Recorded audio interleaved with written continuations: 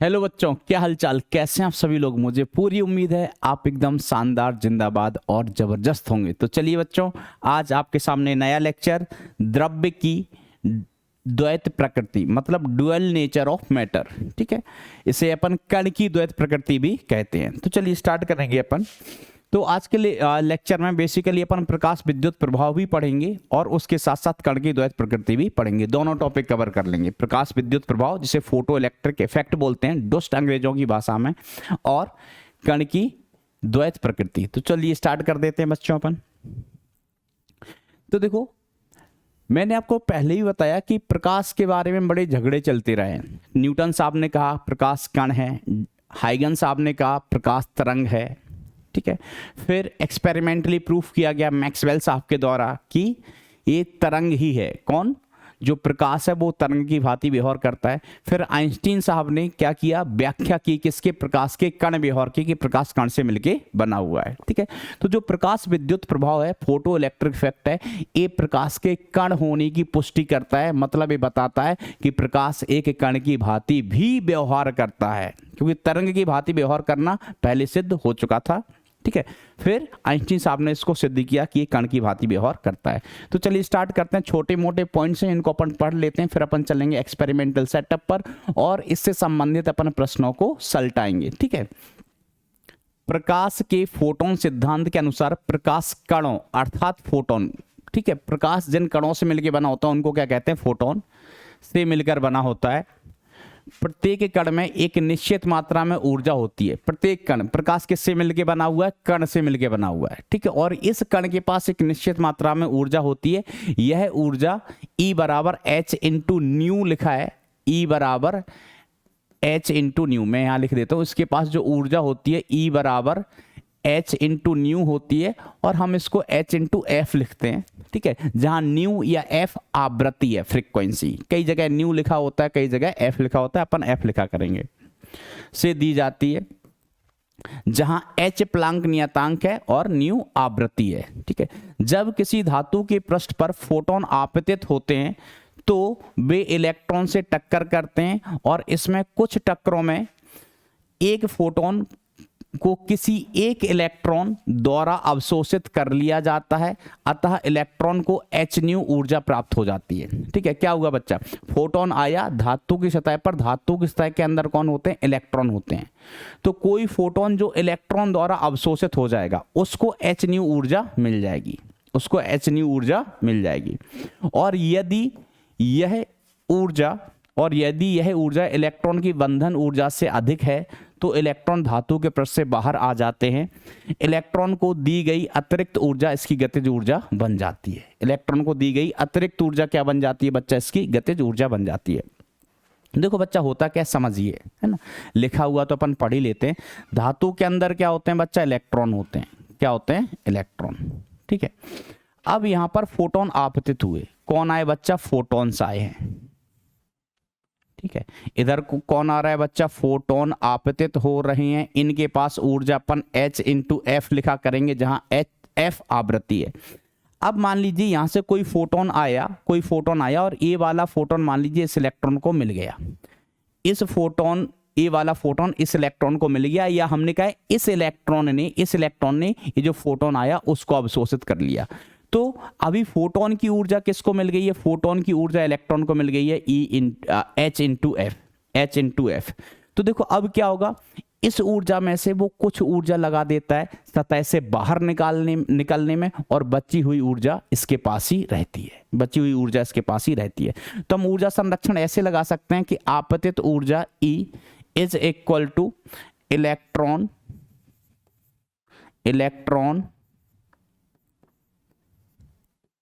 निकलने में लगी ऊर्जा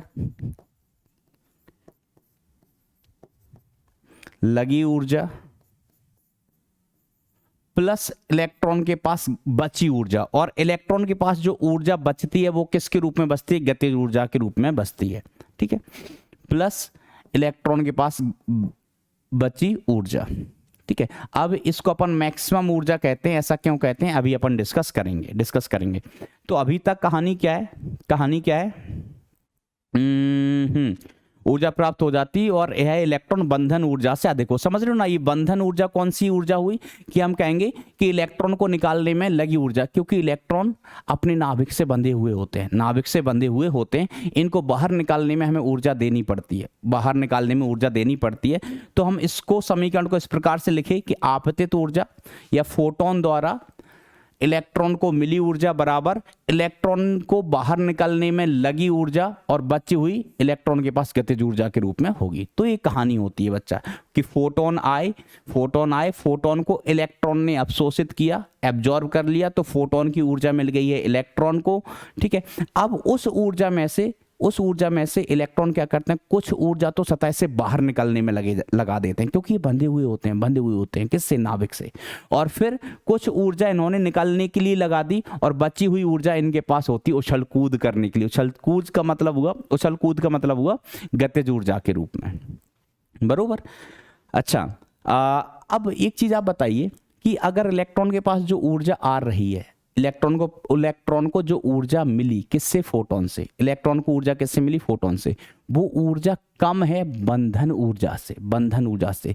तो क्या इलेक्ट्रॉन बाहर निकलेगा? तो आप कहेंगे नहीं, इलेक्ट्रॉन बाहर नहीं निकल पाएगा। उदाहरण के तौर पर मैं आपसे कहूं कि मान लीजिए आप ऐसा समझ लो कि ये धातु की सतह है, यहां से फोटोन आया, मान लीजिए 10 इलेक्ट्रॉन वोल्ट एनर्जी लेके, इतनी एनर्जी लेके कौन आया, फोटोन। ये सिर्फ उदाहरण है,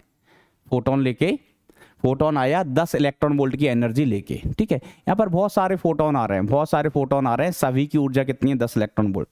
अब मान लीजिए कोई इलेक्ट्रॉन यहाँ पर था, उसने इस फोटोन को अवशोषित किया। ठीक है, अब हम कहें ये जो फोटोन आया, ठीक है, इसकी ऊर्जा 10 इलेक्ट्रॉन वोल्ट थी और इसकी बंधन ऊर्जा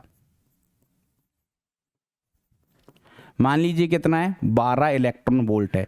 तो क्या बंधन मुक्त हो जाएगा? ये बंधन ऊर्जा का मतलब समझ लो कि इलेक्ट्रॉन को नाभिक से बंधन मुक्त होने के लिए आवश्यक ऊर्जा। तो आवश्यक ऊर्जा कितनी है, 12 इलेक्ट्रॉन वोल्ट।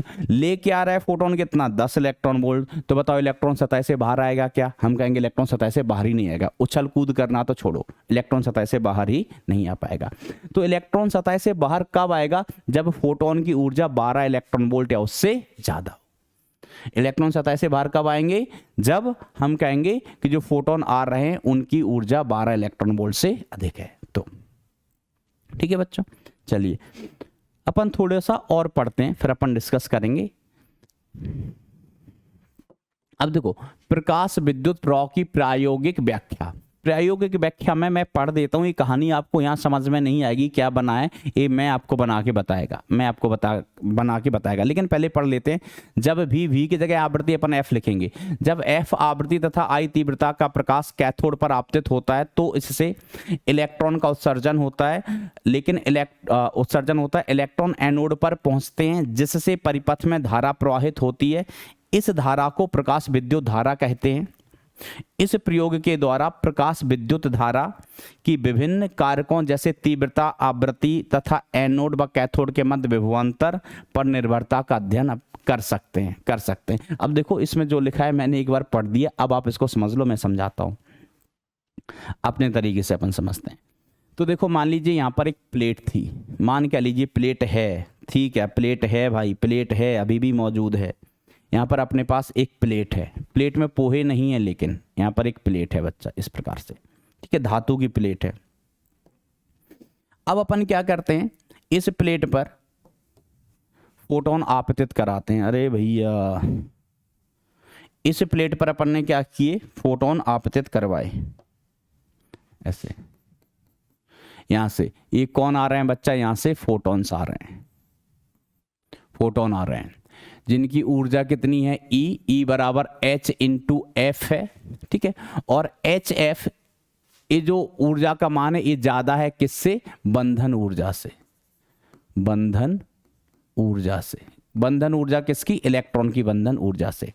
तो क्या होता है बच्चा, इलेक्ट्रॉन यहां से निकलने लगते हैं, इस सतह से इलेक्ट्रॉन का उत्सर्जन होने लगता है, और फिर इलेक्ट्रॉन उत्सर्जित होकर यहां पर एक दूसरी प्लेट लेते हैं, अपन दूसरी प्लेट लेते हैं, और उससे इलेक्ट्रॉन कहां पहुंच जाते हैं बच्चा, यहां पर पहुंच जाते हैं, यहां पर पहुंच जाते हैं, ठीक है। इस जगह ये दूसरी प्लेट ली अपन, इसको बोलेंगे अपन एनोड, अला, इसको क्या बोल देंगे बच्चा अपन, एनोड बोल देंगे।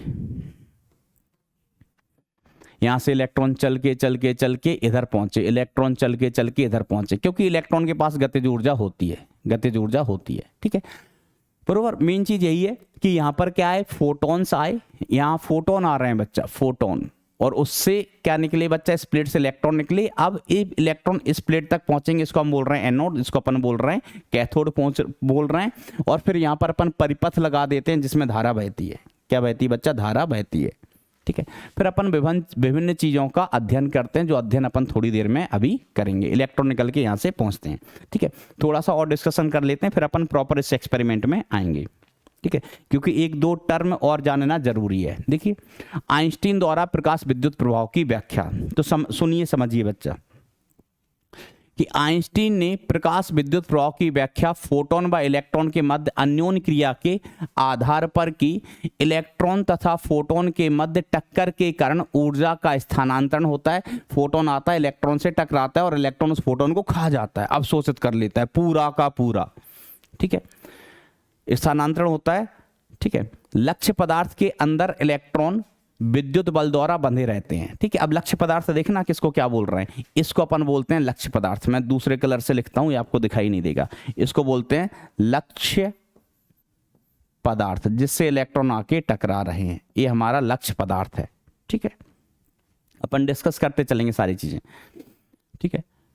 लक्ष्य पदार्थ के अंदर इलेक्ट्रॉन विद्युत बल द्वारा बंधे रहते हैं, नाभिक से बंधे रहते हैं, नाभिक के आकर्षण के कारण इलेक्ट्रॉन बंधे रहते हैं, ठीक है।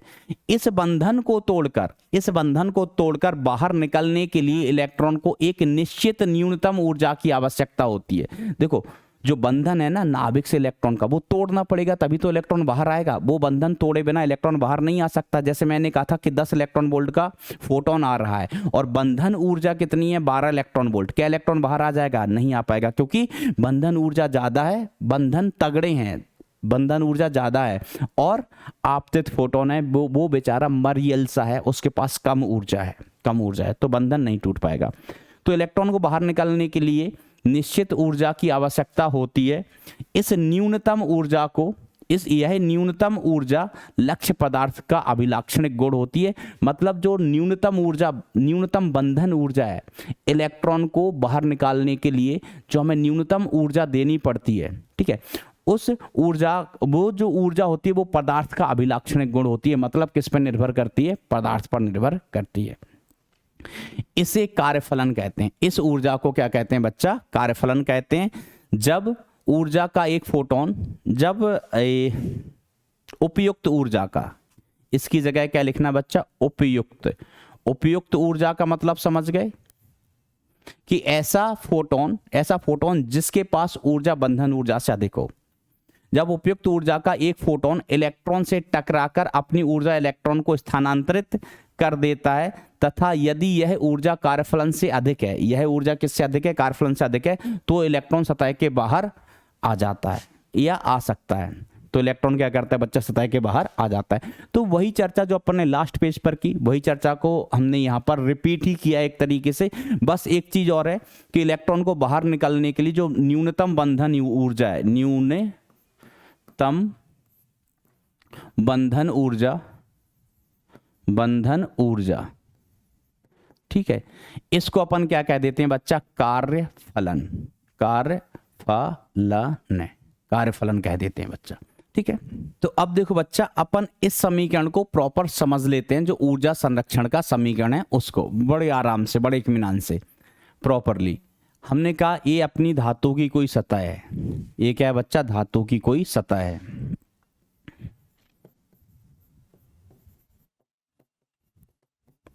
एक बार में समझ लो, 4 बार लिखने की जरूरत नहीं है, वैसे ही 2 बार तो अपन लिख ही चुके हैं, लेकिन चलिए ध्यान देते हैं।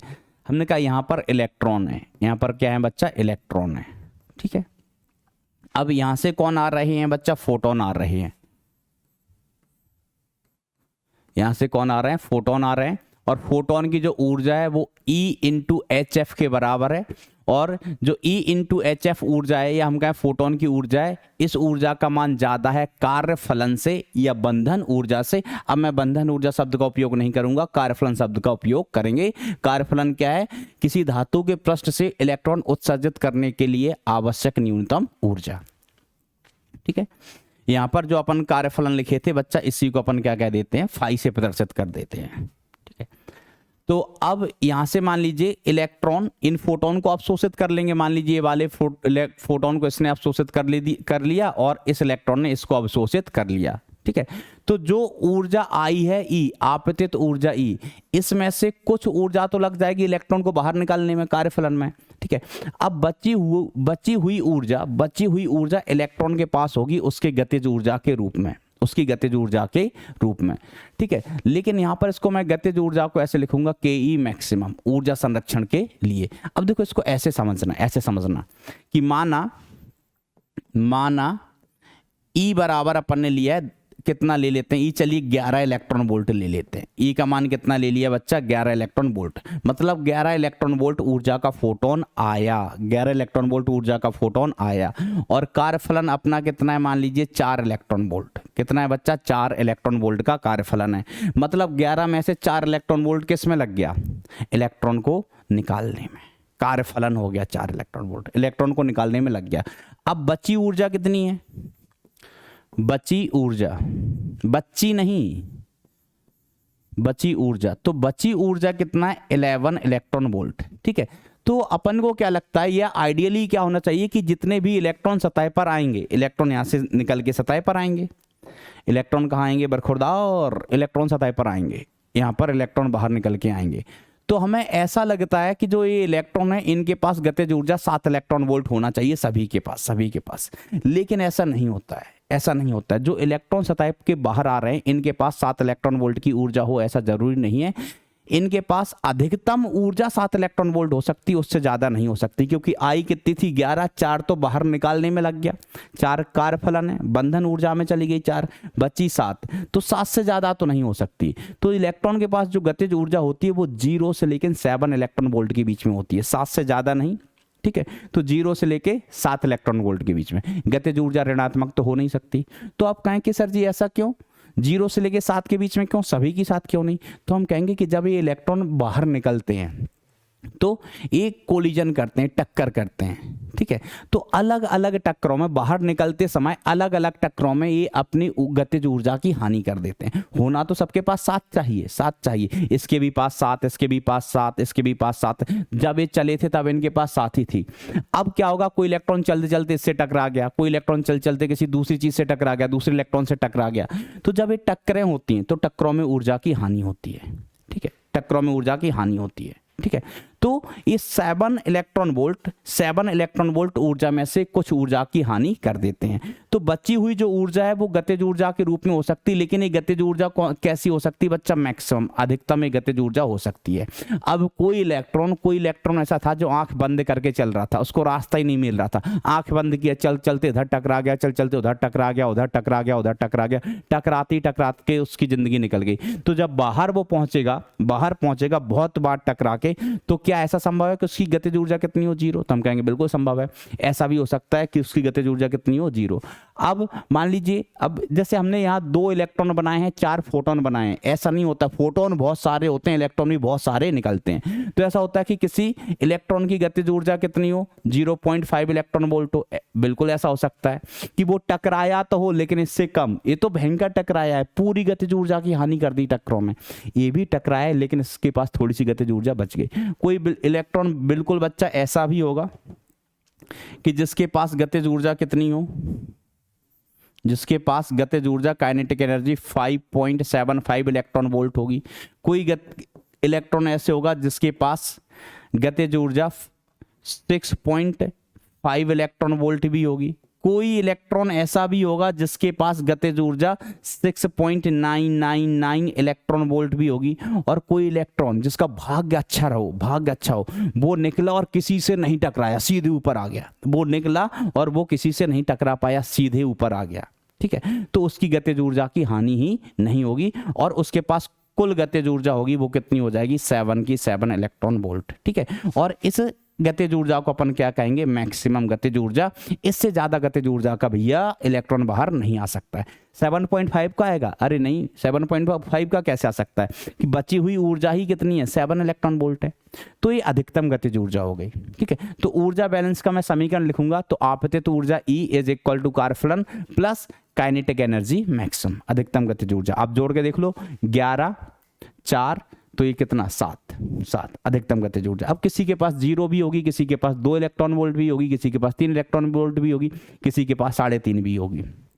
ठीक है, तो जो इलेक्ट्रॉन बाहर निकलेंगे उनकी गतिज ऊर्जा 0 से लेके 7 के बीच में हो सकती है। ठीक है, तो ये कहानी है बच्चा ऊर्जा संरक्षण की। ठीक है, आप इसको ऐसे भी लिख सकते हैं फिर कि जो ऊर्जा आपतित हुई है तो इसकी जगह अपन ने लिख दिया HF, E की जगह क्या लिख दिया बच्चा, या मैं पहले लिख देता हूँ, E को अपन ऐसे लिख सकते हैं, E is equal to H into F, phi को क्या लिख लेते हैं, H into F naught, H into F naught. ठीक है, और काइनेटिक एनर्जी मैक्सिमम को अपन क्या लिख सकते हैं बच्चा, half m into we maximum का स्क्वायर। v क्या है, वेलोसिटी है, v मैक्सिमम का स्क्वायर। अब f तो आप समझ गए, f क्या है बच्चा, f आवृत्ति है, f आवृत्ति है। तो f नॉट क्या है बच्चा, f नॉट भी आवृत्ति है, लेकिन ये फाई से संबंधित आवृत्ति है। ठीक है, जैसे फाई एक ऊर्जा है तो उस ऊर्जा के करस्पॉन्डिंग कुछ ना कुछ आवृत्ति होगी। ठीक है, तो देखो अपन फाई को क्या कहते हैं, फाई को क्या कहते हैं, कार्यफलन। कार्यफलन सर ये तो कितनी बार बताओगे, हम क्या इसके साथ साथ इसको अपन क्या कहते हैं, दहली ऊर्जा भी कहते हैं। क्या कहते हैं बच्चा, दहली ऊर्जा। दहली ऊर्जा क्या होती है, तो वही कार्यफलन कि सतह से इलेक्ट्रॉन को निकालने के लिए आवश्यक न्यूनतम ऊर्जा, सतह से इलेक्ट्रॉन निकालने के लिए आवश्यक न्यूनतम ऊर्जा। ठीक है, अब इसके करस्पॉन्डिंग जो आवृत्ति है F नॉट, तो हम कहेंगे फाई अपॉन H हो गया, फाई अपॉन H हो गया, और इसको अपन क्या कह देते हैं, दहली आवृत्ति। दहली आवृत्ति, देखो ऊर्जा समानुपाती होती है बच्चा आवृत्ति के, एनर्जी जो फोटोन की एनर्जी है E वो समानुपाती किसके होते हैं, आवृत्ति के। यहाँ जो H क्या है बच्चा, H तो नियतांक होता है, सिर्फ H क्या होता है बच्चा, नियतांक होता है। ठीक है, तो हमने कहा कि फाई क्या है, ऊर्जा, और इसके करस्पॉन्डिंग आवृत्ति कितना है बच्चा, F नॉट है, जिसे अपन दहली आवृत्ति कह सकते हैं। और फिर इसको अपन लैम्डा के पदों में भी लिख सकते हैं, इसका अपन लैम्डा के पदों में भी लिख सकते हैं, आगे बात करेंगे लैम्डा की। ठीक है, चलिए, तो कभी दहली ऊर्जा या दहली आवृत्ति लिखे हुए पद भी मिले आपको तो परेशान मत होना।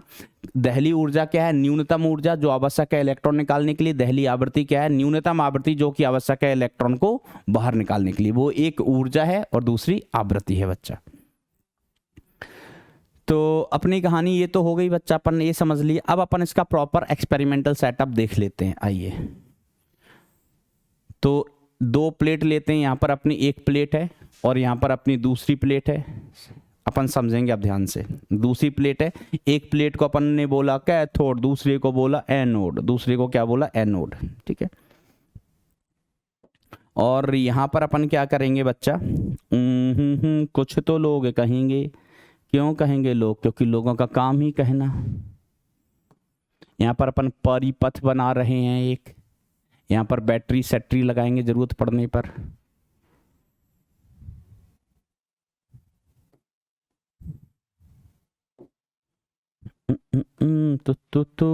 तू तारा फंस गया दिल बेचारा,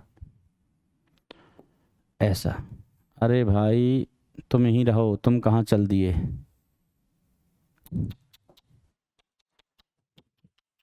नारायण नारायण, इस प्रकार से अपना परिपथ बन गया बच्चा। और इस सब को अपन बंद कर देते हैं एक ट्यूब के अंदर। किसके अंदर बच्चा, एक ट्यूब के अंदर। इस प्रकार से ट्यूब के अंदर बंद कर दिया सारी चीज को। ठीक है, यहाँ अपन कहते हैं खिड़की बना देते हैं इसमें, जिससे फोटोन आ सके।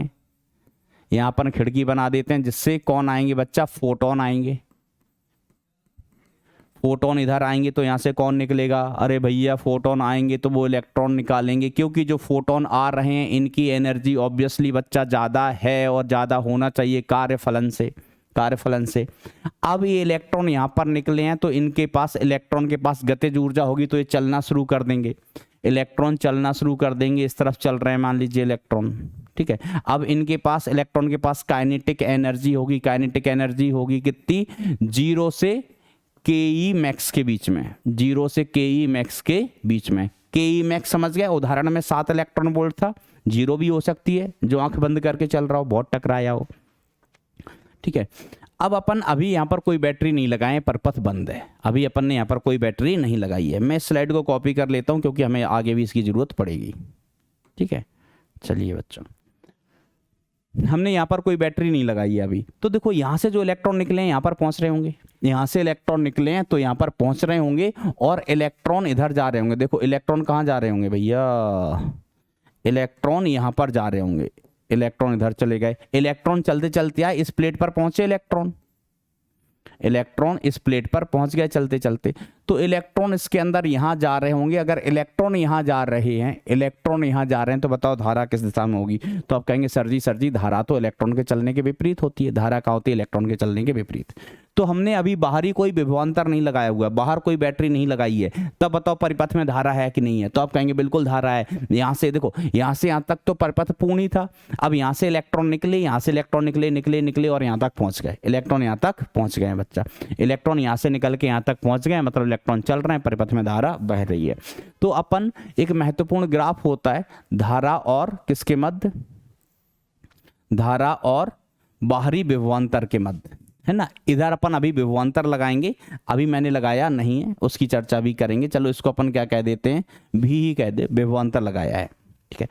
अब देखो शुरुआत में विभवांतर कितना है, v बराबर 0 है, विभवांतर कितना है 0। तो देखो बच्चा इस पॉइंट पर धारा अभी भी है, जब विभवांतर आपने नहीं लगाया है तब भी इसमें धारा बह रही है, ठीक है। अब देखो अगर हमें इसमें धारा बढ़ानी है तो अपन इसको त्वरित करते हैं, तुरंत विभवांतर लगाते हैं। मतलब यहाँ पर क्या हुआ बताओ, यहाँ से जो इलेक्ट्रॉन निकल रहे हैं सभी के सभी यहाँ पहुँच रहे होंगे। हमने कहा नहीं, सभी नहीं पहुँच रहे होंगे। जिनकी गतिज ऊर्जा बहुत कम थी, जिनकी गतिज ऊर्जा 0 थी, जिनकी गतिज ऊर्जा 0 थी, वो पहुँच रहे होंगे क्या, नहीं, क्योंकि कुछ इलेक्ट्रॉन ऐसे होंगे जिनकी गतिज ऊर्जा 0 होगी, वो आके निकल तो आए होंगे लेकिन रेस्ट में होंगे, तो इलेक्ट्रॉन अभी नहीं पहुँच पा रहे होंगे। अब हमें इन इलेक्ट्रॉनों को भी यहाँ पहुँचाना है, इन इलेक्ट्रॉन को यहाँ पहुँचाना है। तो हम कहेंगे अच्छा इन इलेक्ट्रॉनों को यहाँ पहुँचाना है तो इलेक्ट्रॉन्स को क्या दो, इलेक्ट्रॉन को लालच दो, लालच।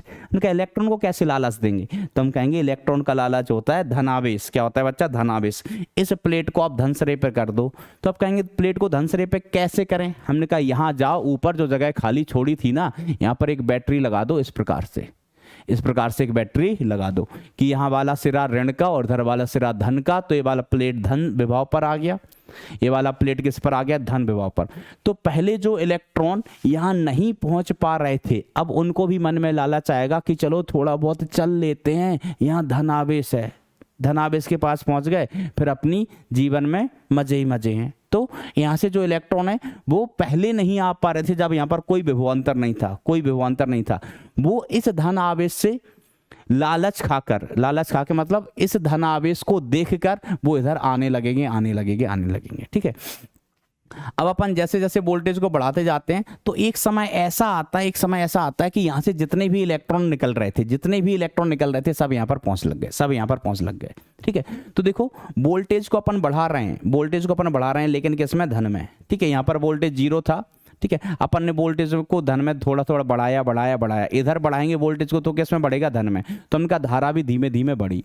धारा धीमे धीमे क्यों बढ़ी, क्योंकि क्या हुआ बच्चा, यहाँ पहुंचने वाले इलेक्ट्रॉन का संख्या बढ़ गया। कैसे बढ़ गया, जो इलेक्ट्रॉन पहले नहीं पहुंच पा रहे थे, जिनमें एनर्जी नहीं थी, काइनेटिक एनर्जी 0 थी, बिल्कुल मरियल हालत में थे, वो भी इस धन आवेश से आकर्षित होकर यहाँ पहुंचने लगेंगे। और एक लिमिट के बाद बहुत जल्दी ही बच्चा सारे इलेक्ट्रॉन होंगे वो इधर पहुंचने लगेंगे और धारा का मान नियत हो जाएगा। और इस नियत धारा के मान को अपन क्या कहते हैं बच्चा, संतृप्त धारा कहते हैं। क्या कहते हैं बच्चा, संतृप्त धारा। तो ये अपनी संतृप्त धारा होगी। संतृप्त धारा आपको कब मिलेगी, जब निकलने वाले सभी इलेक्ट्रॉन यहाँ पर पहुंचने लगेंगे। कहाँ पर, एनोड पर, इस प्लेट पर। जब यहाँ से निकलने वाले सभी इलेक्ट्रॉन इस प्लेट पर पहुंचने लगेंगे तब आपको जो धारा मिलेगी उसको आप क्या कहेंगे बच्चा, संतृप्त धारा। और इसको मैं IS से प्रदर्शित कर देता हूँ। IS बोले तो सैचुरेशन करंट, ठीक है। तो ये कहानी तो हो गई इलेक्ट्रॉन के यहाँ पहुंचने की, अब हम चाहते हैं कि इस परिपथ में धारा नहीं हो, इस परिपथ में धारा ना बहे, धारा रुक जाए। तो देखो आप कहोगे अच्छा धारा रोकना है तो बैटरी हटा दो, बैटरी हटा दो। तो हमने कहा बैटरी हटा लो। हम बैटरी हटाए तो जब बैटरी नहीं लगी थी तब भी तो कुछ ना कुछ धारा थी। क्यों? जिन इलेक्ट्रॉन के पास गतिज ऊर्जा थी वो तो यहाँ पहुंच ही रहे थे, वो तो यहाँ पहुंच ही रहे थे। बैटरी हटाने से काम नहीं चलेगा, बैटरी हटाने से काम नहीं चलेगा। तो हम कहेंगे अब जो इलेक्ट्रॉन यहाँ पर पहुंच रहे होंगे उनको रोकना पड़ेगा, उनको रोकना पड़ेगा। देखो एक कहानी हो गई संतृप्त धारा वाली कहानी अलग, संतृप्त धारा वाली कहानी अलग। अपन ने वोल्टेज बढ़ाया है, वोल्टेज बढ़ाया है तो धारा बढ़ी बढ़ी बढ़ी और धारा अधिकतम हो गई, अधिकतम, जिसे अपन क्या कहते हैं, IS को क्या कहते हैं बच्चा, संतृप्त धारा, संतृप्त धारा। और ये संतृप्त धारा आपको कब मिलेगी? जब सभी इलेक्ट्रॉन प्लेट बी पर पहुंचने लगेंगे,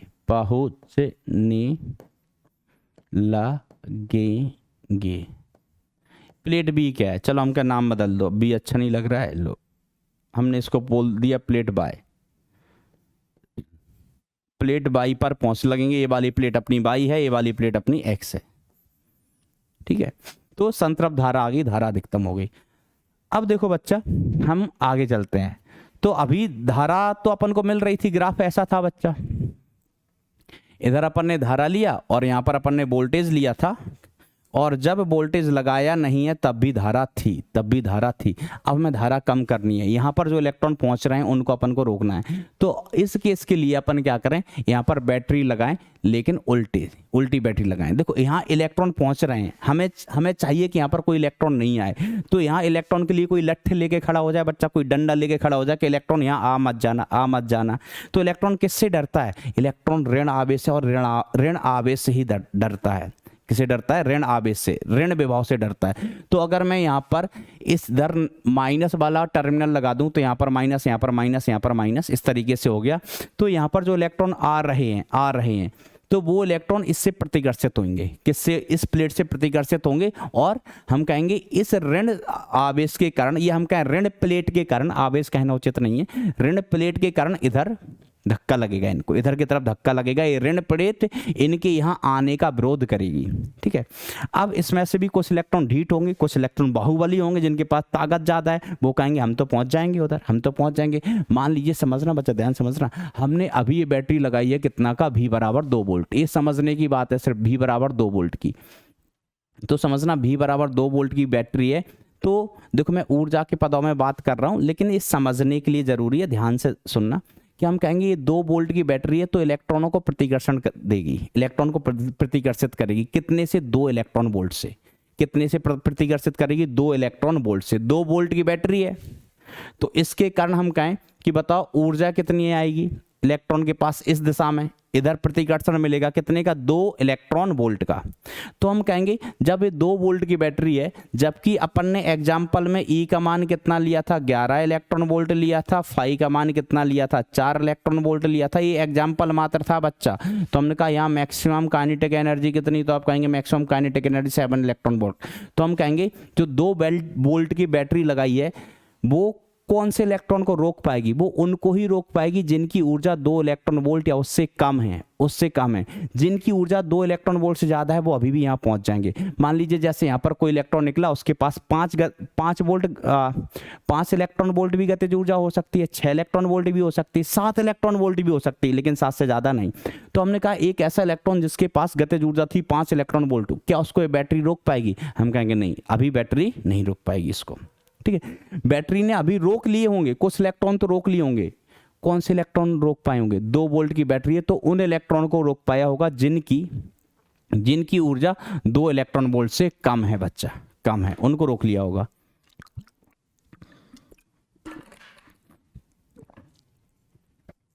अब ये बैटरी को अपन और बढ़ाते हैं, नेगेटिव में बढ़ा रहे हैं, नेगेटिव में, है ना, कि जैसे यहाँ पर -2 वोल्ट होगा, कहीं यहाँ पर जाके -4 वोल्ट होगा, यहाँ पर जाकर कहीं -6 वोल्ट होगा, यहाँ पर जाकर कहीं -7 वोल्ट होगा। तो हमने अभी 2 वोल्ट तक किया तो कुछ इलेक्ट्रॉन तो रुक गए होंगे, धारा कम हो गई होगी। अब हमने इस बैटरी को बढ़ा के कर दिया बच्चा कितना? 2 से 3 कर दिया। 3 क्या अपन 2 से बढ़ा के अपन 5 कर देते हैं, कितना कर दिए 5 वोल्ट। तो अभी ये वाला सिरा, ठीक है, इस बैटरी के कारण हम कहें इन इलेक्ट्रॉनों को प्रतिकर्षण मिलेगा, लेकिन अब कितने का, हम कहें कितनी ऊर्जा से प्रतिकर्षित करेंगे, ठीक है, तो हम कहेंगे 5 इलेक्ट्रॉन वोल्ट से।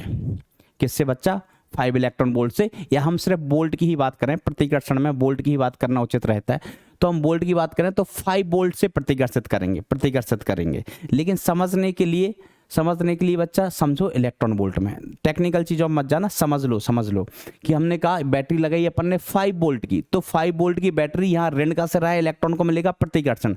लेकिन आप इसको समझो ऊर्जा के पदों में कि मान लीजिए 5 वोल्ट की जो बैटरी है, तो वो प्रतिकर्षण की ऊर्जा कितनी देगी, 5 इलेक्ट्रॉन वोल्ट। कितना बच्चा, 5 इलेक्ट्रॉन वोल्ट का। 5 वोल्ट की बैटरी है, E इंटू V क्या हो जाती है, ऊर्जा हो जाती है। तो आप समझने के लिए सिर्फ ऐसे समझो कि 5 वोल्ट का बैटरी है, वो इलेक्ट्रॉन को प्रतिकर्षण देगी कितने का, 5 इलेक्ट्रॉन वोल्ट का। वैसे बच्चा प्रतिकर्षण एक बल होता है और हम बात कर रहे हैं ऊर्जा की, तो चीज़ों पे मत जाना सर जी कि इलेक्ट्रॉन वोल्ट और प्रतिकर्षण बल कैसे, ठीक है। आप सिर्फ भावनाओं को समझो कि जो बैटरी है 5 वोल्ट की है, वो प्रतिकर्षण देगा। अब हम इनको इसकी बात कर लेते हैं ऊर्जा के पदों में, क्योंकि यहाँ पर जो इलेक्ट्रॉन आ रहे हैं ना, उनकी हमें गतिज ऊर्जा पता है, ठीक है। तो हमने कहा जो हमने 5 वोल्ट की बैटरी लगाई है, ऐसा आप मान लो वो 5 इलेक्ट्रॉन वोल्ट का प्रतिकर्षण इसको देगी। किसको, यहाँ से जो इलेक्ट्रॉन आ रहे हैं उनको। तो ये बैटरी उन इलेक्ट्रॉन को रोक देगी जिनकी ऊर्जा 5 इलेक्ट्रॉन वोल्ट या उससे कम है, लेकिन उन इलेक्ट्रॉन को नहीं रोक पाएगी जिनकी ऊर्जा 5 इलेक्ट्रॉन वोल्ट से ज़्यादा है। समझ गया क्या बच्चा, ऐसा इस तरीके से। तो 5 इलेक्ट्रॉन वोल्ट जब अपन ने किया है, 5 इलेक्ट्रॉन वोल्ट यहाँ कहीं होगा, अभी भी धारा बह रही होगी, क्योंकि कुछ इलेक्ट्रॉन पहुंच रहे होंगे। कौन से इलेक्ट्रॉन पहुंच रहे होंगे, जिनकी ऊर्जा 5 इलेक्ट्रॉन वोल्ट से ज़्यादा है। अब इसको बढ़ा के अपन ने कितना कर दिया, कितना कर दिया, जो एक्सटर्नल वोल्टेज है इसको बढ़ा के अपन ने कर दिया 6.99 इलेक्ट्रॉन वोल्ट।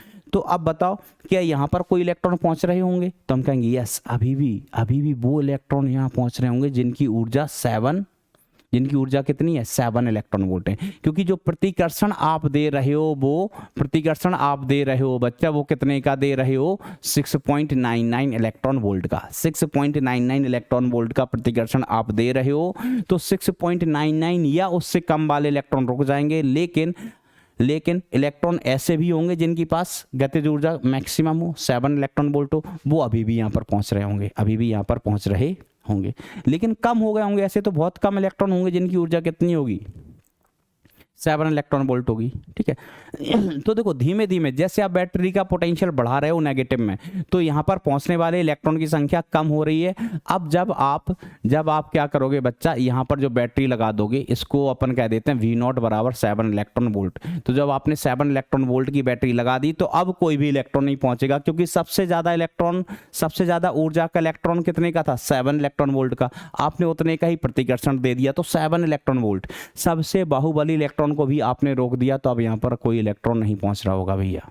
और कोई इलेक्ट्रॉन नहीं पहुंच रहा होगा, तो अब धारा घटते धारा 0 हो जाएगी। कब, 7 इलेक्ट्रॉन वोल्ट पर धारा 0 हो गई। तो जिस वोल्टेज पर धारा घटते 0 हो जाती है, उस वोल्टेज को अपन अंग्रेजों की भाषा में कहते हैं स्टॉपिंग पोटेंशियल।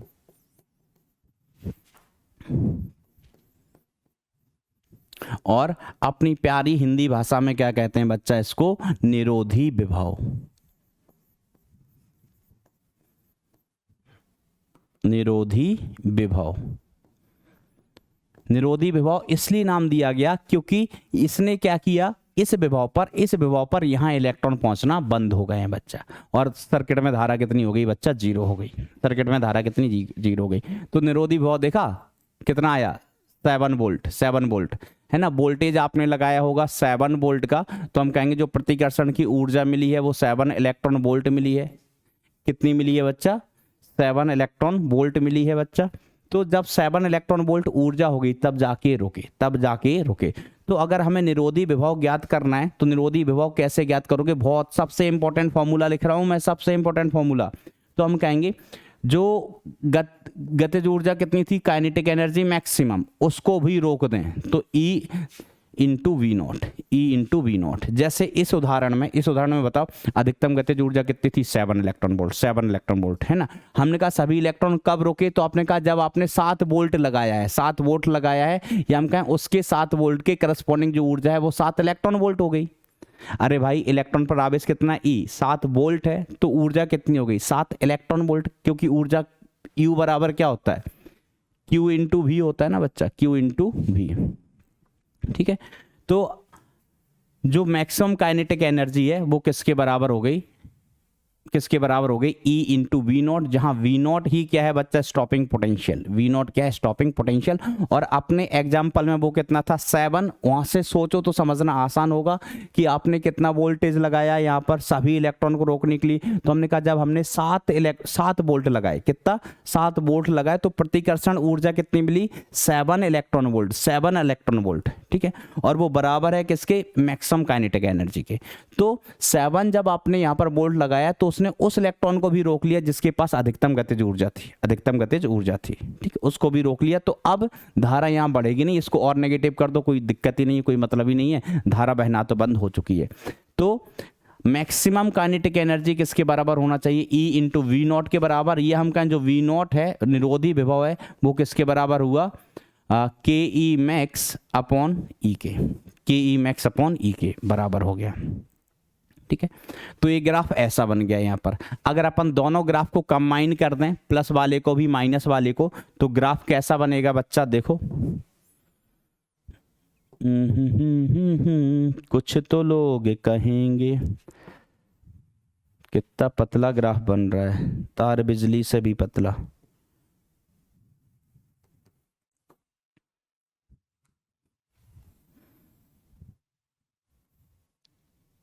इतना क्यों बनाए भाई,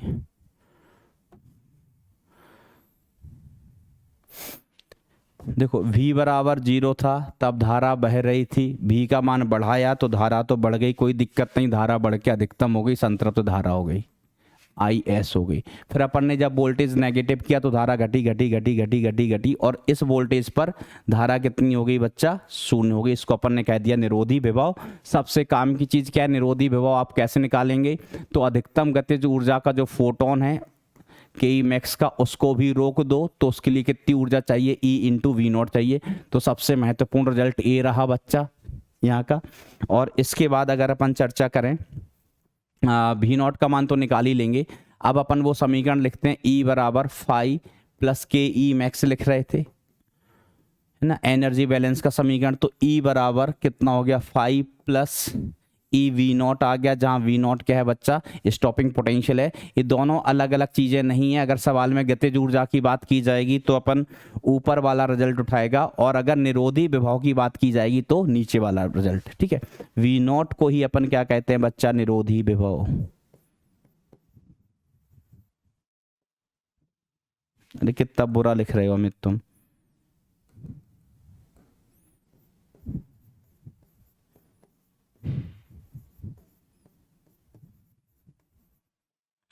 इस प्रकार से, ठीक है बच्चा। चलिए अपन आगे बढ़ते हैं, अब आगे बढ़ते हैं, कहानी को आगे बढ़ाते हैं। अब कहानी को आगे बढ़ाते हुए अपन कुछ और चीज़ों की चर्चा कर लेते हैं। ठीक है, जैसे अपन एक चीज़ की चर्चा करते हैं कि जब अपन यहाँ पर जो आपतित फोटोन है उनकी तीव्रता बढ़ाते हैं तो इस ग्राफ पर क्या प्रभाव पड़ेगा। दूसरा, तीव्रता के साथ साथ अपन क्या बढ़ाएं बच्चा, आवृत्ति बदलें तो क्या प्रभाव पड़ेगा, किस पर बच्चा, इस ग्राफ पर। ठीक है, तो अपन बात करते हैं तीव्रता तथा आवृत्ति किसकी, फोटॉन्स की भाई, फोटॉन्स की तीव्रता तथा आवृत्ति का संतृप्त का प्रभाव। ठीक है, तो समझना बच्चा, ध्यान से समझना। जब अपन बात करते हैं तीव्रता की, पहले बात किसकी करें, तीव्रता की, तो चलिए हमने कहा तीव्रता बदल रहे हैं तीव्रता अपन बदलेंगे, बदलना, तीव्रता बदलना, किंतु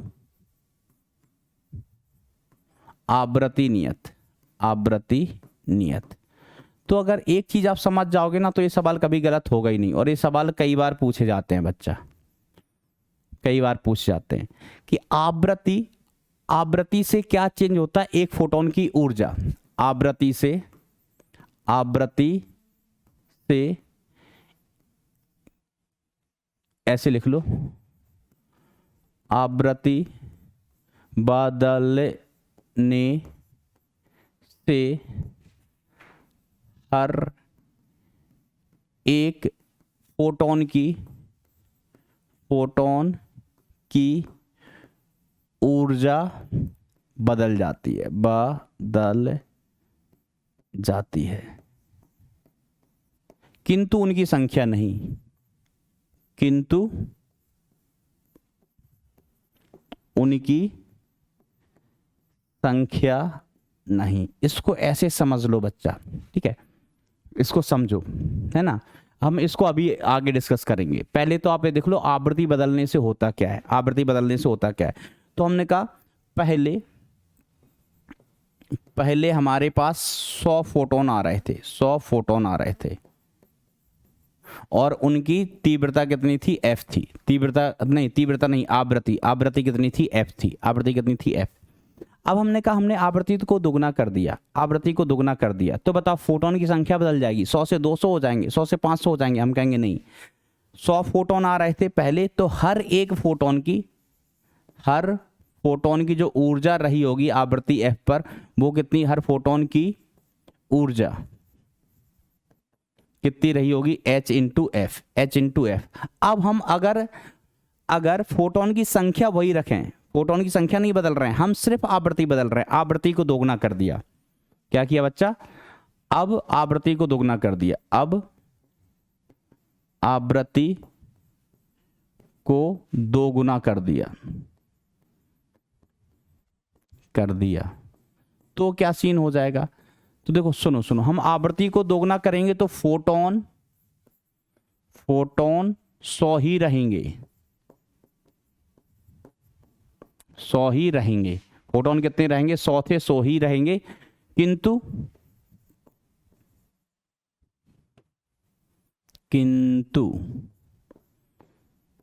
हर फोटोन की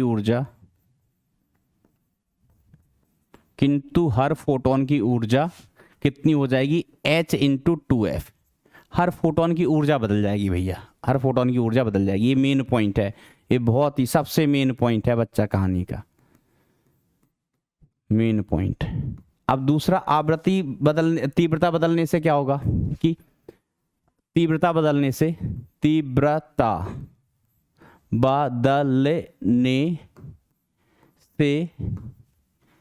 किसी भी फोटोन की ऊर्जा नहीं बदलेगी, फोटोन की ऊर्जा नहीं बदलेगी,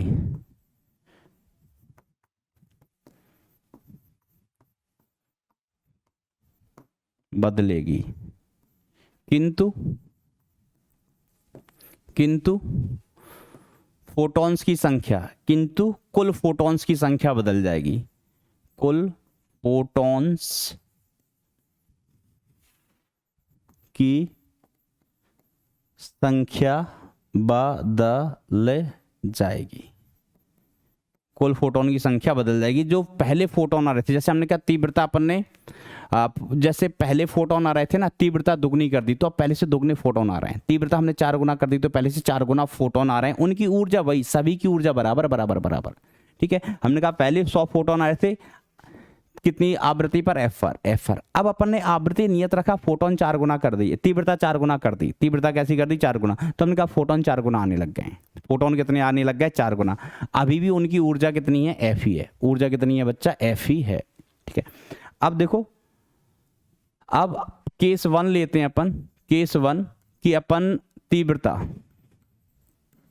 तीव्रता नियत, चलो तीव्रता नहीं, आवृत्ति नियत, आवृत्ति नियत रख रहे हैं, किंतु किंतु तीव्रता बढ़ा रहे हैं, तीव्रता बढ़ा रहे हैं, किंतु तीव्रता बढ़ा रहे हैं।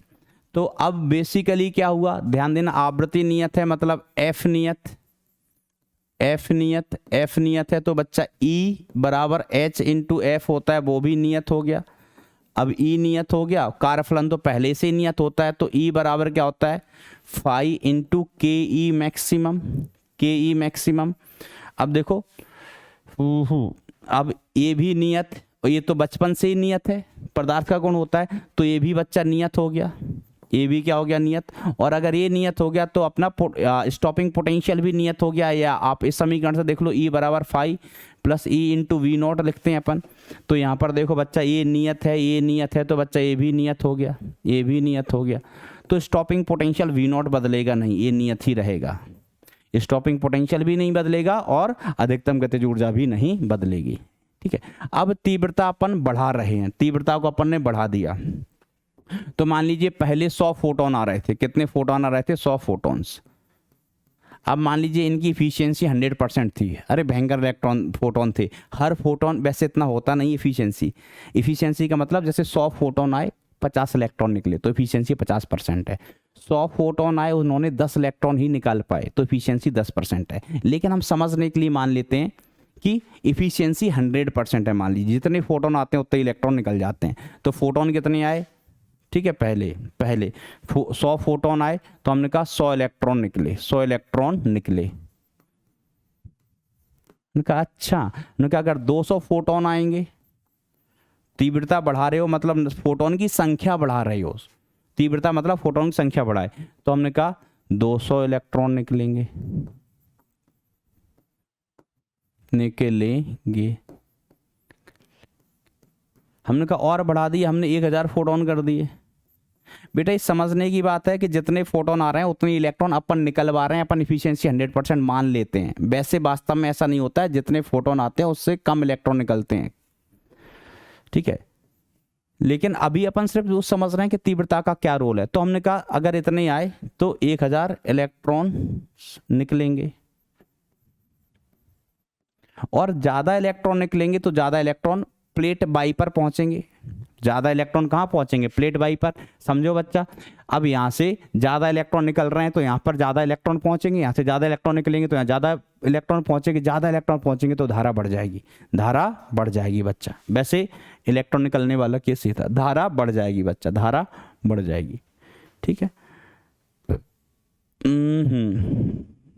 ज्यादा इलेक्ट्रॉन निकलेंगे तो हम कहेंगे, ज्यादा इलेक्ट्रॉन निकलेंगे तो हम कहेंगे ज्यादा इलेक्ट्रॉन निकल रहे हैं हर बार, तो ज्यादा इलेक्ट्रॉन एनोड पर पहुंचेंगे।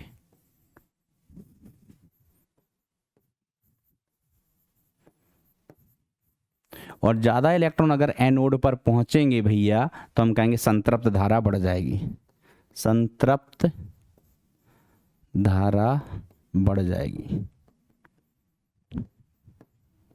संतृप्त धारा बढ़ जाएगी। तो 2 पॉइंट, स्टॉपिंग पोटेंशियल पर कोई फर्क पड़ने वाला नहीं है, संतृप्त धारा बढ़ जाएगी, संतृप्त धारा बढ़ गई। तो ग्राफ में देखो क्या बदलाव आएंगे, ग्राफ में क्या बदलाव आएंगे। तो ग्राफ कैसा था, अरे भाई ग्राफ ऐसे था पहले,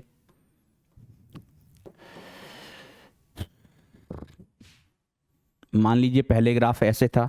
अब ग्राफ कैसा हो जाएगा बच्चा, अब ग्राफ ऐसा ही रहेगा, ऐसा ऐसा हो जाएगा। ये तीव्रता I1 पर है, ये ग्राफ किस तीव्रता पर है, तीव्रता I1 पर है, और ये तीव्रता I2 पर है, और I2 का मान ज्यादा है I1 से। तो हमने कहा तीव्रता ज्यादा तो ज्यादा फोटोन आए, ज्यादा फोटोन आए तो ज्यादा इलेक्ट्रॉन निकले, ज्यादा इलेक्ट्रॉन निकले तो ज्यादा इलेक्ट्रॉन पहुंचे प्लेट बाई पर, तो उनका संतृप्त धारा पहले से बढ़ गई है। तो यहाँ पर जो सैचुरेशन करंट है, संतृप्त धारा I सैचुरेशन सेकंड केस का वो ज्यादा है किसकी तुलना में, I सैचुरेशन पहले केस की तुलना में। तो IS2 ज्यादा किससे, IS1 से, ऐसा, ठीक है। बट स्टॉपिंग पोटेंशियल पर नो चेंज, स्टॉपिंग पोटेंशियल पर नो चेंज।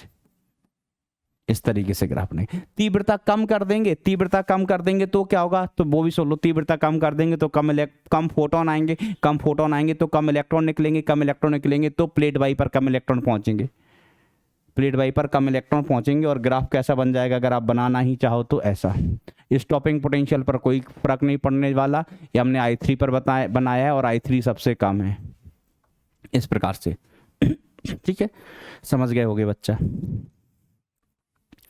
अब देखो बच्चा, अब देखो ध्यान समझना, हम का तीव्रता नियत केस 2, तीव्रता नियत,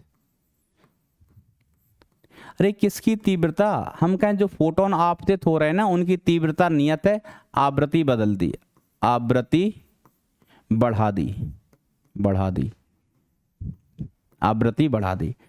तो हम कहेंगे कि देखो तीव्रता नियत है मतलब फोटोन की संख्या नियत, तीव्रता नियत मतलब फोटो, अरे भाई फोटोन की संख्या नियत, और फोटोन की संख्या नियत भैया तो इमिटेड या हम कहें निकलने वाले, निकलने वाले इलेक्ट्रॉन की संख्या नियत। अब निकलने वाले इलेक्ट्रॉन की संख्या नियत है मतलब वही है जो पहले थी, तो प्लेट वाई पर पहुंचने वाले इलेक्ट्रॉन की संख्या भी नियत होगी, क्योंकि जो निकलेंगे वही तो प्लेट वाई पर पहुंचेंगे। प्लेट वाई कौन सी, ये वाली प्लेट एक्स थी जिससे फोटोन निकल रहे थे, दूसरी वाली प्लेट वाई थी जिस पर क्या हो रहा था बच्चा, जिस पर क्या हो रहा था, इलेक्ट्रॉन पहुंच रहे थे, वो प्लेट वाई थी। तो निकलने वाले इलेक्ट्रॉन की संख्या अगर नियत हो गई तो प्लेट वाई पर पहुंचने वाले इलेक्ट्रॉन की संख्या भी नियत ही रहेगी बच्चा। तो हम कहेंगे IS, संतृप्त धारा में कोई चेंज नहीं होगा, संतृप्त धारा में कोई चेंज नहीं होगा, नो चेंज। अच्छा ये तो आप देख रहे हो कि हम आवृत्ति और तीव्रता किसकी कम और किसकी ज्यादा कर रहे हैं। अरे भाई इनकी इनकी इनकी ध्यान दो, ध्यान दो, ये फोटोन आ रहे थे ना, इनकी हम तीव्रता बढ़ाने का मतलब फोटोन की संख्या बढ़ा दी, पहले 10 आ रहे थे अब 2000 आ रहे हैं, मतलब 10 से 2000 नहीं करते सीधे, मान लो पहले 100 आ रहे थे अब 150 आ रहे हैं, अब 200 आ रहे हैं। ठीक है, आवृत्ति भी किसकी, इसी की, फोटोन की आवृत्ति, आने वाले फोटोन की आवृत्ति चेंज करेंगे। अब देखो आवृत्ति चेंज करने से क्या हुआ, आवृत्ति चेंज करने से क्या हुआ, ठीक है, आवृत्ति अपन ने बढ़ा दी है, आवृत्ति बढ़ा दी, ठीक है। तो देखो ऊर्जा क्या होती है, E बराबर क्या होता है, H इंटू F होता है। अब अपन ने F को बढ़ा दिया, F को बढ़ा दिया है बच्चा, इसको बढ़ा दिया, इसको बढ़ाएंगे तो ये भी बढ़ गई, ऊर्जा भी बढ़ गई। H तो नियत है भैया, H तो सदियों से नियत है, अच्छा नहीं दिख रहा है, देखो भैया E is equal to H into F होता है। E फोटोन की ऊर्जा समानुपाती है F के, अगर F को बढ़ाओगे तो E भी बढ़ जाएगा, F को आपने बढ़ाया है तो E भी बच्चा बढ़ गया होगा, ऐसा। अब देखो E बढ़ गया, E बढ़ गया, अब हम समीकरण लिखते हैं, E is equal to 5 plus half 5 plus KE max, KE max. अब देखो बच्चा ये तो नियत, ये फाई नियत, कब से, बचपन से, कब के लिए, सदियों के लिए, फाई नियत। अब अपन ने इसको बढ़ाया है E को, तो काइनेटिक एनर्जी मैक्सिमम भी बढ़ ही जाएगी भाई, काइनेटिक एनर्जी मैक्सिमम बढ़ गई, तो अभी जो इलेक्ट्रॉन निकल रहे होंगे उनकी गतिज ऊर्जा बढ़ गई, उनकी गतिज ऊर्जा बढ़ गई तो उनको रोकने के लिए पहले से ज़्यादा निरोधी विभव लगाना पड़ेगा, क्योंकि गतिज ऊर्जा बढ़ गई है ना। और निरोधी विभव ज़्यादा लगाना पड़ेगा, वो आप यहाँ से भी देख सकते हैं, E is equal to 5 plus E into V0। अब देखो बच्चा ये फाई नियत, E भी नियत, अगर इसको बढ़ाया है तो निरोधी विभव को भी बढ़ाना पड़ेगा, तो निरोधी विभव स्टॉपिंग पोटेंशियल पहले से बच्चा बढ़ गया होगा। और ग्राफ अगर बनाने चलें तो ऐसा बनेगा मित्रों, ला ला ला ला लू ले लो,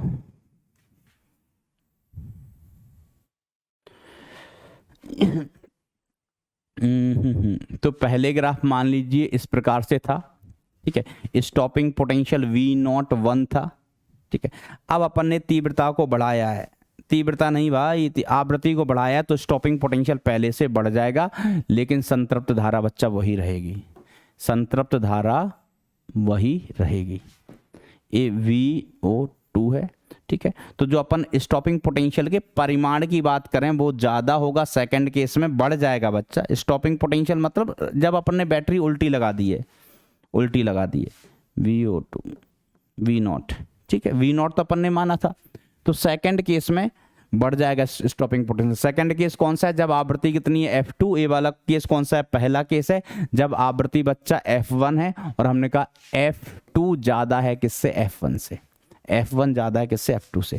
तो समझ गए होंगे बच्चा कि अगर अपन, बड़ी आसान चीज़ है, आवृत्ति बढ़ा दी है तो ऊर्जा बढ़ गई, ऊर्जा बढ़ गया तो कार्यफलन तो बच्चा वही है, तो अधिकतम गतिज ऊर्जा बढ़ गई और स्टॉपिंग पोटेंशियल पहले से बढ़ गया और नेगेटिव हो गया बच्चा वो, ठीक है। लेकिन परिमाण की बात करें, परिमाण बढ़ गया, ठीक है। इस तरीके से ये कहानी है। अगर अपन आवृत्ति को कम कर देंगे, आवृत्ति कम करेंगे तो ये तो नियत है बच्चा, आवृत्ति कम किए तो गतिज ऊर्जा भी इलेक्ट्रॉन की कम हो गई, समझ गए। आवृत्ति कम किए तो ऊर्जा भी कम हो गई, आवृत्ति कम करेंगे, देखो ई समानुपाती F के, आवृत्ति को बढ़ाया तो ऊर्जा बढ़ गई, आवृत्ति अगर हमने आवृत्ति को घटाया तो ऊर्जा भी घट गई, ऊर्जा घट जाएगी तो स्टॉपिंग पोटेंशियल भी पहले से घट जाएगा, समझ ला, ठीक है। तो अगर अपन तीसरे केस के लिए भी ग्राफ बनाएं तो इस तरीके का ग्राफ बन जाएगा। सैचुरेशन करंट तीनों में सेम, क्योंकि हम तीव्रता नहीं बदल रहे हैं, फोटोन की संख्या वही तो इलेक्ट्रॉन भी उतने ही, लेकिन ठीक है, इसमें जो सबसे कम स्टॉपिंग पोटेंशियल है वो कौन सा वाला है बच्चा, V03, क्योंकि आवृत्ति सबसे कम तीसरे केस के लिए है। इस प्रकार से कहानी बन जाएगी बच्चा, समझे।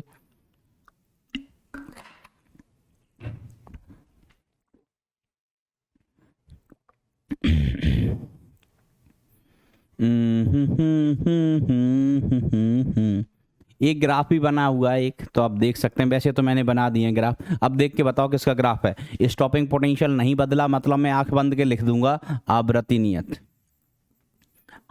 नियत है, क्योंकि स्टॉपिंग पोटेंशियल नहीं बदला है।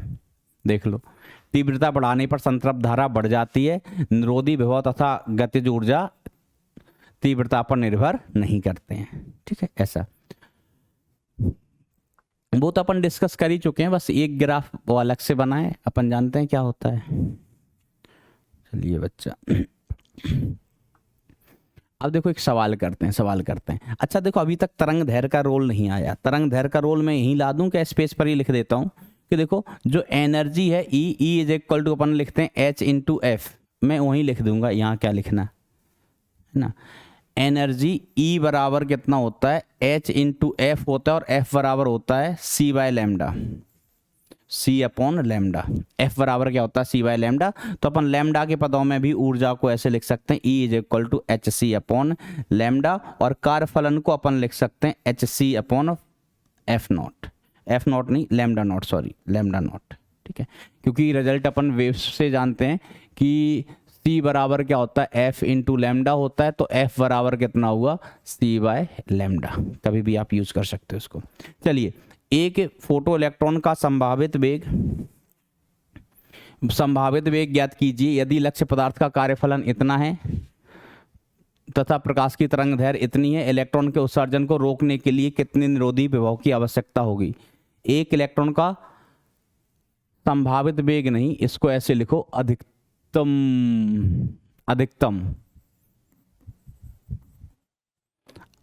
संभावित वेग, ठीक है। तो देखो, आपको कार्यफलन तो सीधे सीधे दिया गया है। अब प्रकाश की तरंग दैर्घ्य आपको इस प्रकार से दी है, तो देखो प्रकाश की तरंग दैर्घ्य दी है तो अपन ऊर्जा लिख सकते हैं HC बाय लैम्डा, ठीक है। अब याद रखना बच्चा, मैंने आपको शायद पहले भी बताया है कि मैं यहाँ पर बहुत काम की चीज लिख रहा हूँ। कहाँ लिख दूं मैं, यहाँ पर लिख देता हूँ कि जो HC का मान है, H इंटू C का मान, ये बहुत बार काम आएगा, इसको आप ऐसे याद रखें, 12420 इलेक्ट्रॉन वोल्ट एंगस्ट्रॉन्ग, बहुत काम आएगा आपको, याद रखना। H इंटू C को मल्टीप्लाई करोगे तो 12420 इलेक्ट्रॉन वोल्ट एंगस्ट्रॉन्ग। इसको याद कैसे रखेंगे, जब आप 12वीं क्लास में थे तो आप कैसे थे, 420, तो 12वीं क्लास में 420 थे, इलेक्ट्रॉन वोल्ट एंगस्ट्रॉन्ग, ठीक है। तो कैलकुलेशन में आसानी मिल पड़ जाएगी बच्चा। और आसान कैलकुलेशन करने के लिए 12420 से गया 12400 ले सकते हैं। तो मैं इसको लिख देता हूँ 12420 ही ले लो, 12420 इलेक्ट्रॉन वोल्ट एंगस्ट्रॉन्ग, ठीक है। और अपॉन वेवलेंथ कितना दिया है 4.36 इंटू 10⁻⁻7 दिया है। अब एंगस्ट्रॉन्ग इसको बदल लो तो आपको एनर्जी मिल जाएगी बच्चा, ठीक है। एंगस्ट्रॉन्ग को बदल लोगे 10⁻10। अब देखो एक कैलकुलेशन करना पड़ेगा, मैं इधर कैलकुलेशन, ठीक है। आपको मैं भाग देते थोड़ी ना बैठेंगे भाई, भाग दे लो जल्दी से दे लो, आप एक्सपर्ट हो भाग देने में यार, ठीक है। तो आपको ये ऊर्जा मिल जाएगी कुछ कुछ इलेक्ट्रॉन वोल्ट में, इलेक्ट्रॉन वोल्ट में। देखो बच्चा क्या है, एंगस्ट्रॉन्ग को आप बदल दो, बस काटा कूटा मचा दो, आपको ऊर्जा मिल गई। क्या मिल गई बच्चा, ऊर्जा मिल गई। अब ई अपन को मिल गया है, ई अपन को ज्ञात है, ये मान लो ई अपन को क्या हो गया बच्चा, ज्ञात हो गया, ये अपन को पता है, ठीक है। ऐसा मतलब अपन ने ज्ञात कर लिया, ज्ञात कर लिए का मान। अब देखो अधिकतम संभावित वेग के लिए अपन क्या लिखेंगे, E is equal to 5 plus half mv max square, अधिकतम गतिज ऊर्जा।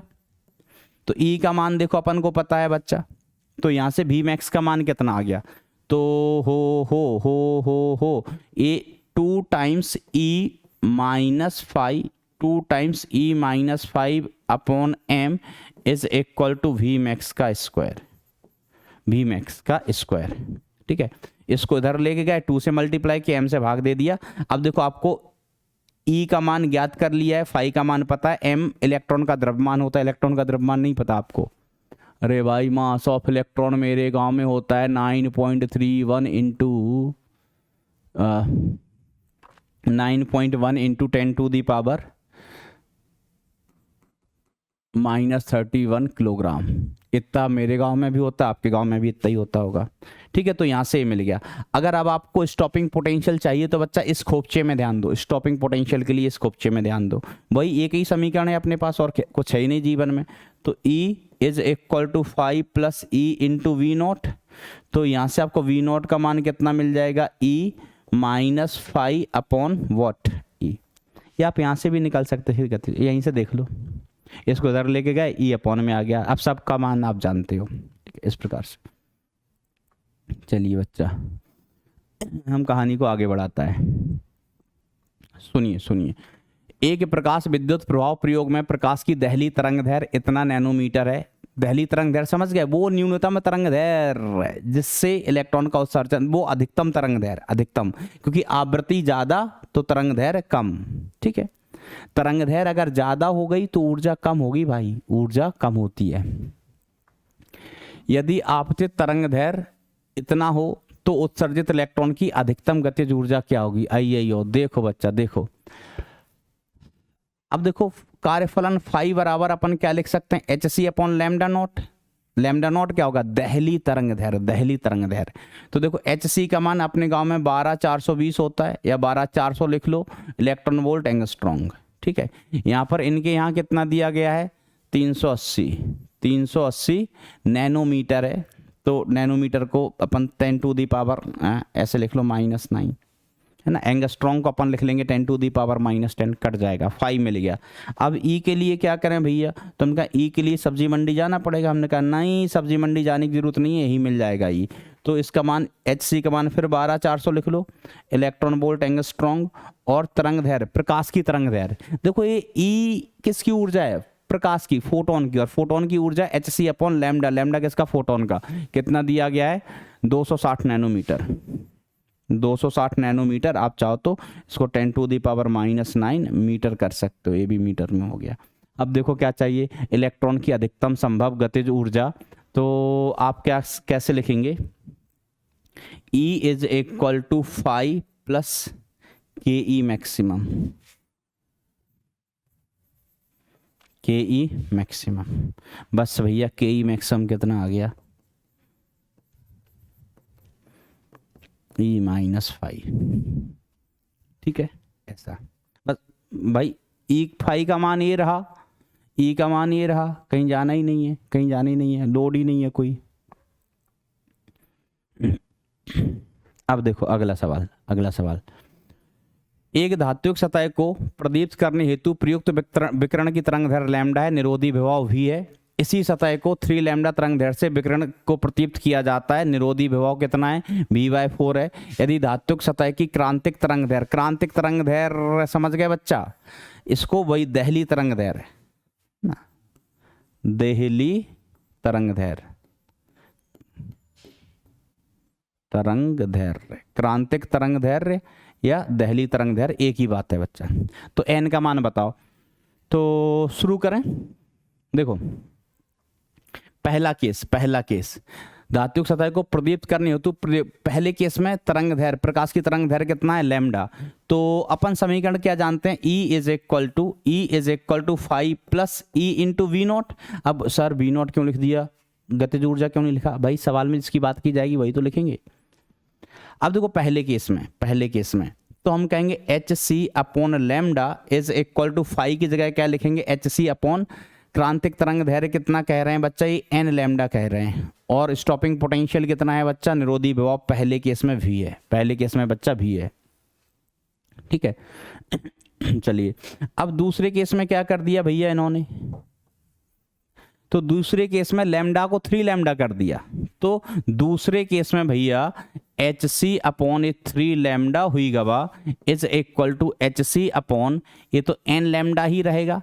क्यों n लैम्डा रहेगा?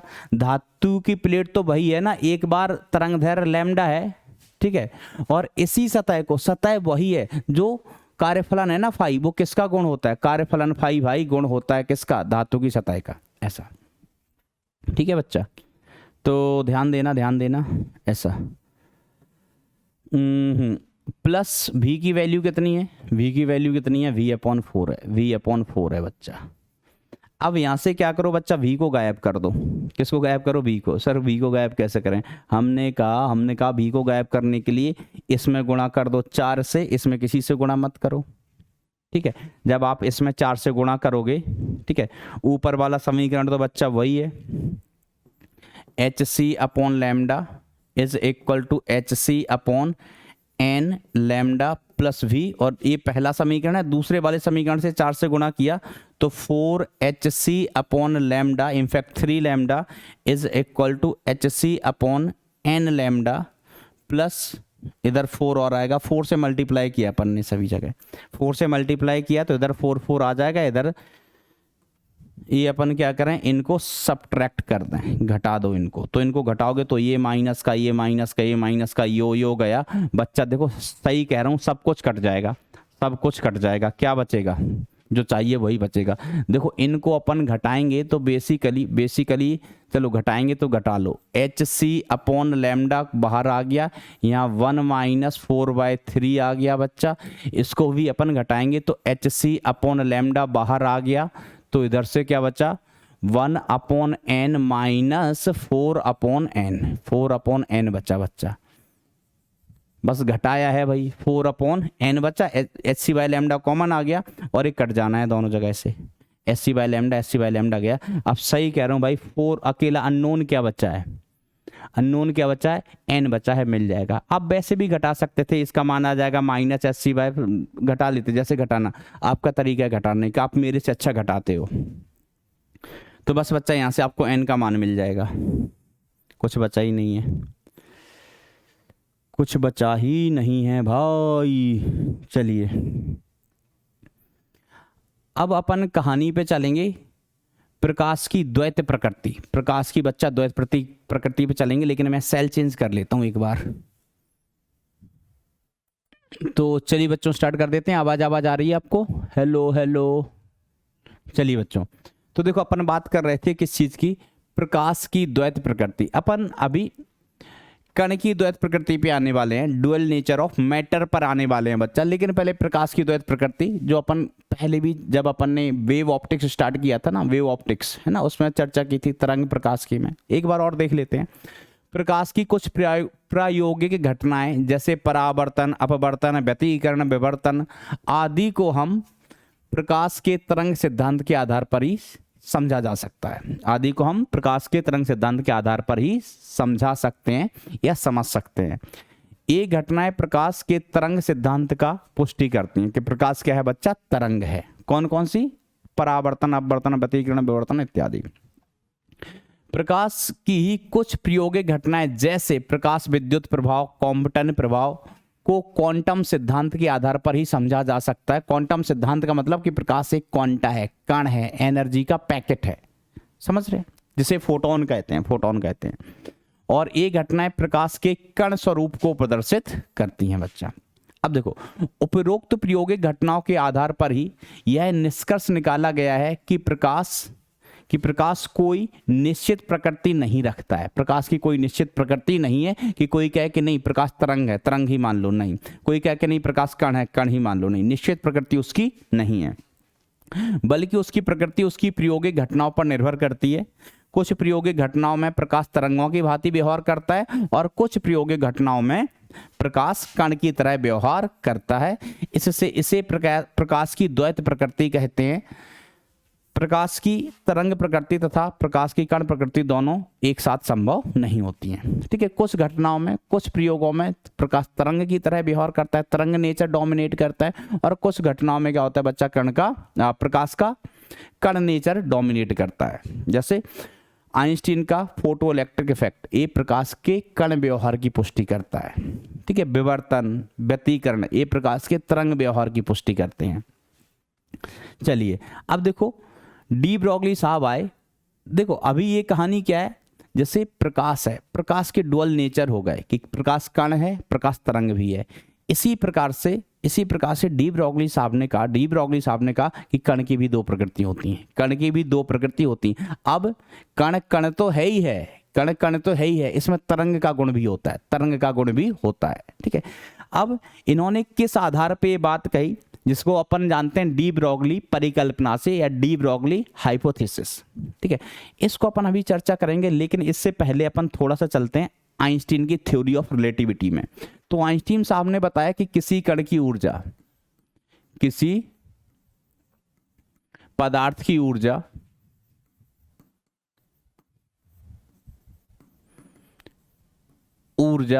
बराबर कितनी होती है। देखो एक चीज ध्यान देना, आइंस्टीन साहब ने क्या किया था, आइंस्टीन साहब ने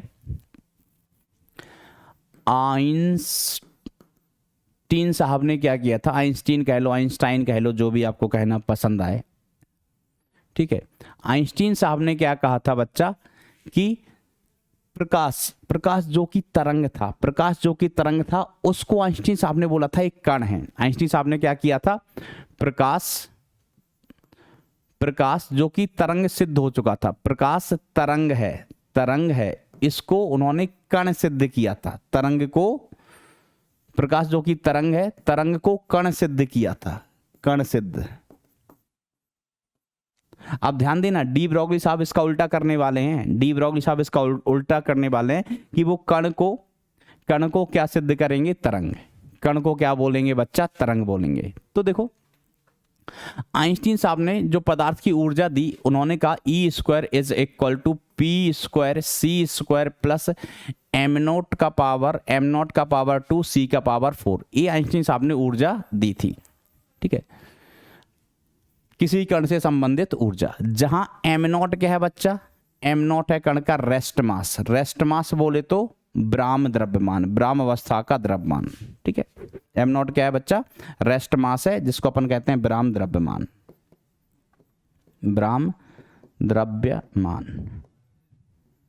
ठीक है, समझ गए। अब देखो आइंस्टीन साहब क्या सिद्ध कर रहे हैं, ध्यान देना, आइंस्टीन साहब सिद्ध कर रहे हैं कि प्रकाश एक कण है। ठीक है, अब अगर कोई कण है तो कण का अपन क्या पूछेंगे, संवेग पूछेंगे। मतलब आइंस्टीन साहब को क्या बताना था, कण का संवेग बताना था, प्रकाश का संवेग किसका, फोटोन का। देखो फिर से सुन लो बात, प्रकाश तरंग तो बनाया था, प्रकाश तरंग तो बन चुका था कि प्रकाश तरंग है, ये एक्सपेरिमेंटली प्रूफ हो चुका था। अब आइंस्टीन साहब ने क्या कहा कि प्रकाश कण है, तो वो बोलेंगे कि कण का संवेग बताओ। ठीक है। अगर कोई ऐसा कहता कि प्रकाश तरंग है तो उनसे क्या पूछा जाता कि उसका तरंग दैर्घ्य बताओ। तो प्रकाश का तरंग दैर्घ्य बताया जा चुका था, उसकी चर्चा हो चुकी थी, वो एक्सपेरिमेंटली सिद्ध किया जा चुका था कि प्रकाश तरंग तो है ही है। अब आइंस्टाइन साहब ने कहा था कि प्रकाश क्या है, कण। तो उनसे पूछा गया अगर कण है तो उसका संवेग बताओ। तो आइंस्टीन साहब क्या बताएंगे, प्रकाश कण है तो आइंस्टीन साहब क्या बताएंगे, फोटोन का संवेग बताएंगे। फोटोन का संवेग क्या होगा, क्योंकि आइंस्टीन साहब ने कहा है फोटोन कण है। तो देखो, अब देखो रेस्ट मास होता है, अपन जानते हैं फोटोन के लिए एम नॉट बराबर कितना होगा, 0 होगा। किसके लिए, फोटोन के लिए। क्यों, क्योंकि अपन सब जानते हैं फोटोन का ब्राह्म द्रव्यमान 0 होता है। फोटोन के लिए रेस्ट मास कितना हो गया, 0 हो गया। तो अपने पास क्या बचा, इस समीकरण से एम नॉट को 0 रख दो, एम नॉट को 0 रख दो बच्चा, एम नॉट को 0 रखा तो E square is equal to क्या मिला है, P square into C square, और ई इज इक्वल टू आप कह सकते हैं पी इंटू सी। अब ये बात किसके लिए चल रही है, ये बात चल रही है भैया फोटोन के लिए, ये बात फोटोन के लिए चल रही है। तो ये संवेग किसका आया, यहां से फोटोन का। तो आइंस्टीन साहब ने कहा कि लो यहां से ले लो संवेग किसका, फोटोन का। फोटोन का संवेग मैं बता देता हूं, ई अपॉन सी हुआ, ई अपॉन सी। और फिर उन्होंने कहा ई का भी मान देख लो, ई का मान कितना होता है, एच सी वाई लैम्डा होता है। ई का मान क्या होता है, H C by lambda upon C. अब इसको सी से सी टाटा बाय बाय बोलो तो एच अपॉन लैम्डा। तो आइंस्टीन साहब ने कहा हमें मना नहीं कर रहे हैं कि प्रकाश तरंग नहीं है, तरंग है। ये रही उसकी तरंग दैर्घ्य आ रहा है। हम तो बता रहे हैं कि उसका वो कण ही है। और प्रकाश को अगर कण माना जाए तो उस कण का जो मोमेंटम है, संवेग है, वो आइंस्टीन साहब ने बताया कि मोमेंटम किसका, फोटोन का कितना हो गया, एच बाय लैम्डा हो गया। कितना हो गया बच्चा, H by lambda. Momentum P क्या है बच्चा, संवेग है किसका, फोटोन का संवेग, फोटोन का संवेग है ऐसा। ये आइंस्टाइन साहब ने बता दिया है। अब चलते हैं डी ब्रॉगली साहब पर। डी ब्रॉगली की परिकल्पना। तो देखो डी ब्रॉगली ने कल्पना की कि जिस प्रकार प्रकाश अर्थात ऊर्जा दो रूप मतलब तरंग व कण हो सकते हैं। जिस प्रकार से बच्चा प्रकाश जो है वो दो रूप रख सकता है, दो व्यवहार रख सकता है। कौन कौन से, तरंग तथा कण, ठीक है। उसी प्रकार पदार्थ को भी दो रूप कण तथा तरंग होने चाहिए, ठीक है। समझ रहे हो बच्चा कि प्रकाश के लिए सिद्ध हो चुका है क्या, कि प्रकाश तरंग भी है और प्रकाश कण भी है, ये सिद्ध हो चुका। आइंस्टाइन साहब कह रहे हैं कि कोई भी पदार्थ इसमें भी दोनों गुण होने चाहिए। कौन कौन से, तरंग गुण और कण गुण। अब देखो पदार्थ होता है वो कण तो होता ही है, कोई भी पदार्थ वो कण तो होता ही है बच्चा। तो कण गुण तो सिद्ध करने की जरूरत नहीं थी। जैसे मैं क्या हूं, एक कण है, पेन क्या है, कण है, आप क्या है, कण है, रोड पर मोटरसाइकिल जा रही वो भी एक कण है, ठीक है। तो वो कण तो है और कण का संवेग होता है। कण के पास अगर गति है तो वो संवेग को प्रदर्शित करता है, उसके पास संवेग होता है, ठीक है। अब सिद्ध करना था कि जो पदार्थ है वो तरंग भी होगा। मतलब मैं तरंग हूं, इलेक्ट्रॉन तरंग है, प्रोटॉन तरंग है, आप अगर चल रहे हैं तो आपके पास भी तरंग होगी, बस जा रही है तो बस भी एक तरंग है। बस देखो कण तो है ही, कोई ये बहस करेगा कि बस कण है कि नहीं है, बस कण तो है ही भाई। लेकिन क्या वो कण के साथ साथ तरंग भी है क्या? तो डी ब्रॉगली साहब ने कहा हाँ, बस कण के साथ तरंग भी है, उसमें तरंग व्यवहार भी है, तरंग नेचर भी होगा। हो सकता है कि बस बड़ा कण है तो उसमें तरंग व्यवहार कम हो। अब जैसे छोटे कण है, इलेक्ट्रॉन, प्रोटॉन, न्यूट्रॉन, ठीक है। तो एक कण तो है ही बच्चा, अब ये सिद्ध करने की जरूरत थोड़ी ना कि प्रोटॉन कण है, इलेक्ट्रॉन कण है, ये सब कण है। लेकिन डी ब्रॉगली साहब ने क्या कहा, एक कण होने के साथ साथ तरंग नेचर भी रखते हैं, तरंग व्यवहार भी रखते हैं। अब इन्होंने क्या कहा कि तरंग व्यवहार रखते हैं तो इनकी तरंग दैर्घ्य बताओ। आइंस्टाइन साहब ने क्या कहा था कि लाइट जो कि तरंग सिद्ध हो चुकी थी वो कण है, तो कण का संवेग बताओ। आइंस्टाइन साहब ने बता दिया, ये रहा ये किसका संवेग, फोटोन का संवेग। फोटोन को कण बोला है, उसका संवेग उन्होंने बता दिया। संवेग is equal to H upon lambda, तरंग दैर्घ्य के ही पदों में बता दिया भाई, ठीक है। अब इनसे पूछा जाएगा कि ये किसने बोला था, डी ब्रॉगली ने। ये किस पदार्थ को तरंग कौन बोलेगा, कौन बोल रहा है? ई डी ब्रॉगली साहब बोल रहे हैं। कौन? De Broglie. अब देखो चर्चा करते हैं, ठीक है। चूंकि पदार्थ सूक्ष्म कणों से मिलकर बना होता है, इस कारण इसका स्वरूप कण स्वरूप होता है। डी ब्रॉगली ने कल्पना की कि पदार्थ का कण स्वरूप होते हुए भी पदार्थ के कणों से तरंगें संबद्ध होनी चाहिए। मतलब पदार्थ के कणों से क्या संबद्ध होनी चाहिए, क्या एसोसिएट होनी चाहिए? तरंगें। मतलब पदार्थ को तरंग के भांति भी व्यवहार करना चाहिए।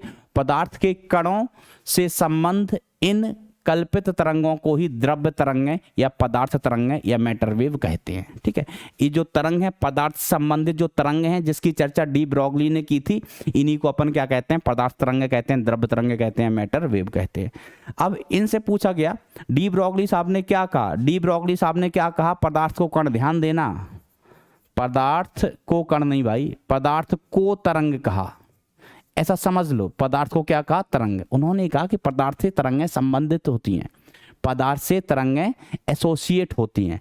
तो पदार्थ को क्या बोला है बच्चा? तरंग। पदार्थ को क्या बोला? तरंग। अब उनसे क्या पूछा जाएगा कि अगर तुम पदार्थ को तरंग धैर्य कह रहे हो, पदार्थ को तरंग कह रहे हो, डी ब्रॉगली साहब से क्या पूछा गया कि अगर आप पदार्थ को तरंग कह रहे हो तो इस तरंग की तरंग धैर्य क्या? तरंग धैर्य बताओ क्या? तरंग धैर्य क्या होनी चाहिए? तो उन्होंने कहा रुको जरा मैं बताता हूं। तो उन्होंने कहा, जैसे आइंस्टाइन साहब ने क्या लिखा था?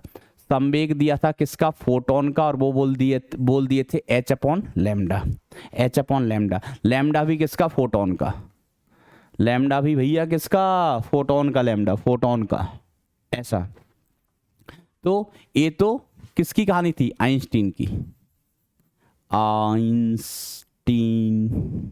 आइंस्टीन कह लो, आइंस्टाइन कह लो। अब डी ब्रॉगली साहब, डी ब्रॉगली की स्पेलिंग पता नहीं क्या होती होगी, डी ब्रॉगली। तो डी ब्रॉगली साहब की क्या कहानी है भैया?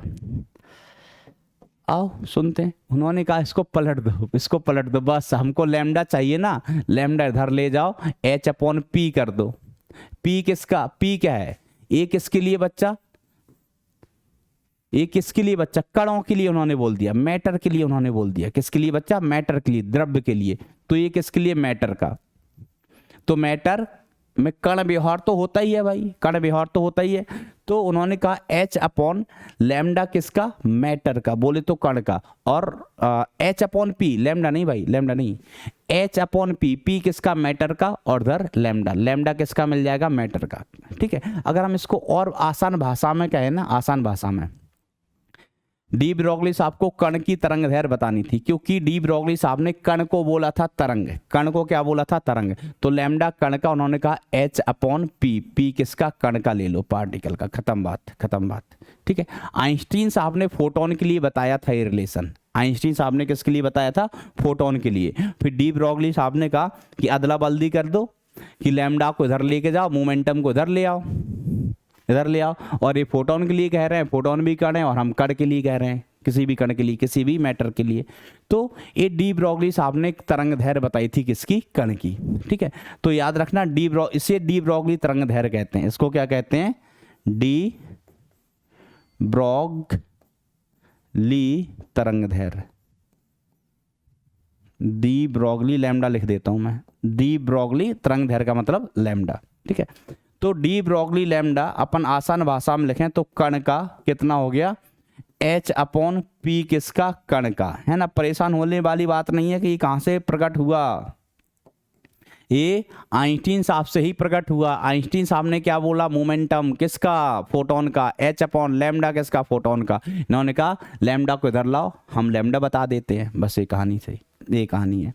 अब अलग अलग चीजों के लिए अगर आपको कण का संवेग पता है तो आप लैम्डा निकाल सकते हैं। कण का संवेग पता है तो आप लैम्डा बिल्कुल आसानी से निकाल सकते हैं।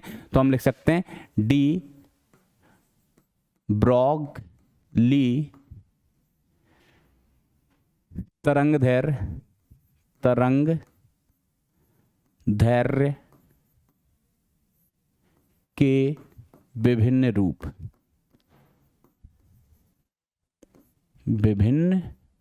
रूप। शुरू करें बच्चा इन रूपों की चर्चाएं। आइए, तो सबसे पहले देखो लैम्डा, अभी कण की बात होने लगी बच्चा, प्रकाश की नहीं हो रही, कण की बात हो रही। लैम्डा कितना हो गया, h बाय पी हो गया। Lambda equal to h by M भी लिख सकते हैं। कण का द्रव्यमान, फोटोन का ब्राह्म द्रव्यमान नहीं होता है, लेकिन कण का तो होता है, तो कण का द्रव्यमान इंटू कण का वेग। ठीक है, तो दो चीजें तो यही हो गई। तीसरा अपन कैसे लिख सकते हैं, lambda is equal to h upon P की जगह क्या लिख सकते हैं, under the root 2m kinetic energy लिख सकते हैं। क्या लिख सकते हैं, 2m काइनेटिक एनर्जी। समझ गए कैसे, क्योंकि काइनेटिक एनर्जी इक्वल टू क्या होता है बच्चा, हाफ एम वी स्क्वायर होता है। काम का रिजल्ट है, कई बार वैसे अपन ने डिस्कस किया होगा इसको। Kinetic energy equal to half, इधर एम वी स्क्वायर है। अब मैंने एक एम से गुणा किया, एक एम से भाग दे दिया, तो ऊपर देखो ये क्या हो गया बच्चा, पी स्क्वायर हो गया है। ये kinetic energy is equal to P square upon 2m हो गया। तो इस रिजल्ट को भी बच्चा याद रखना, बहुत काम आता है रिजल्ट। और अगर आप पी स्क्वायर निकालना चाहो तो वो कितना हो गया, 2m kinetic energy, 2m kinetic energy. तो p का वैल्यू कितना हो गया, under the root 2m kinetic energy भी हो गया। इस प्रकार से 2m काइनेटिक एनर्जी भी हो गया। ठीक है, तो वो p की जगह बस मैंने ये लिख दिया। ठीक है, तो कोई नई चीज नहीं है।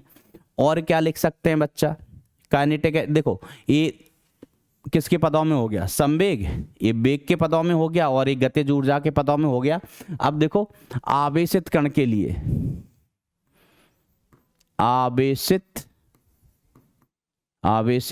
कण के लिए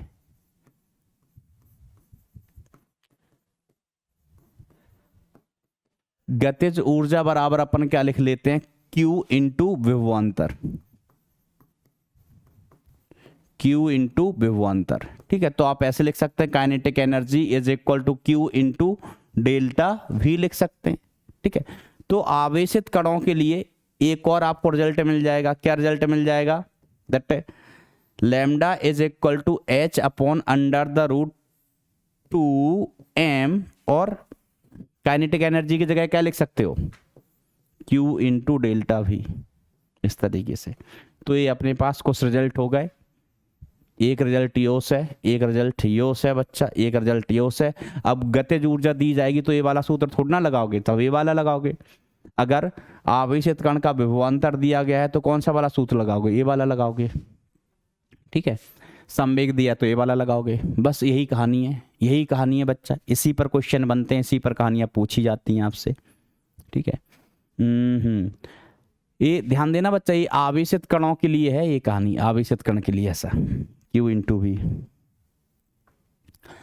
अब देखो बच्चा अपन सवाल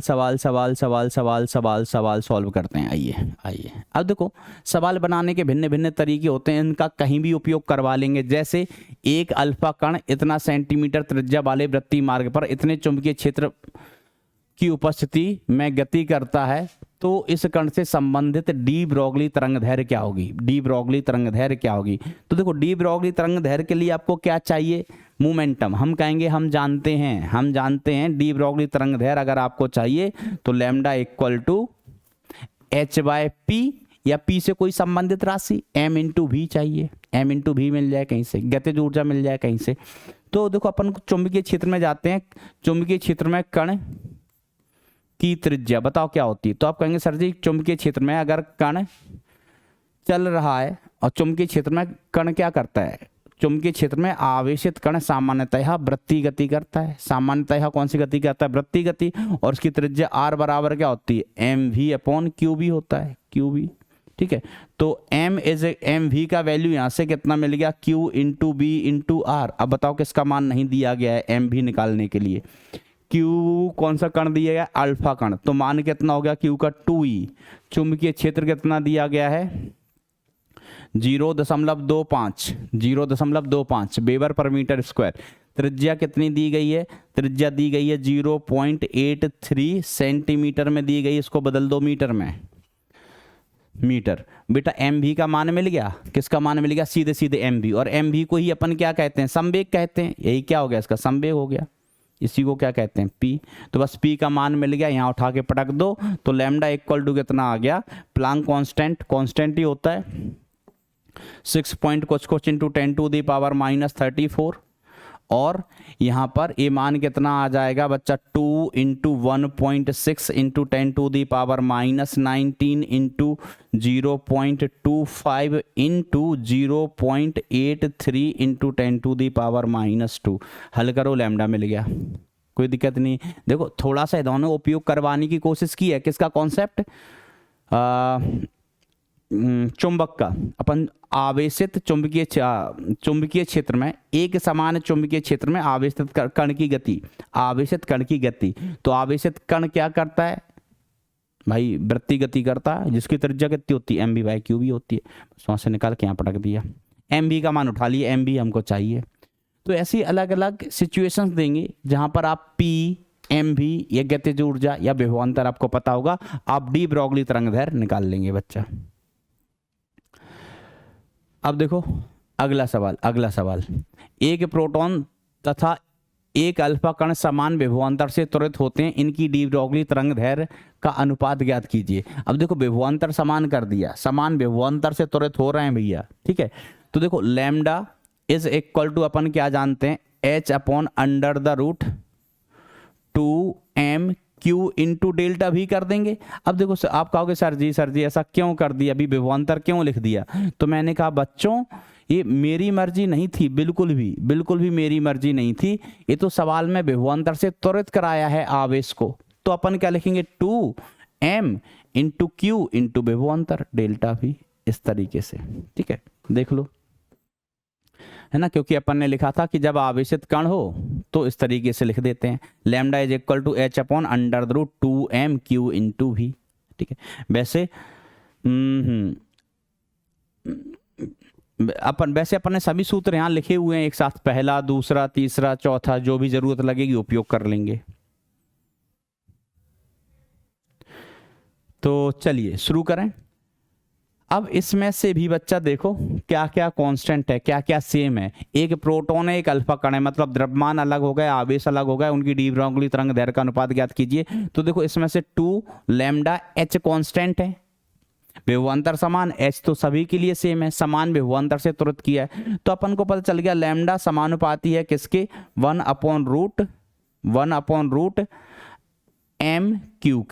q के।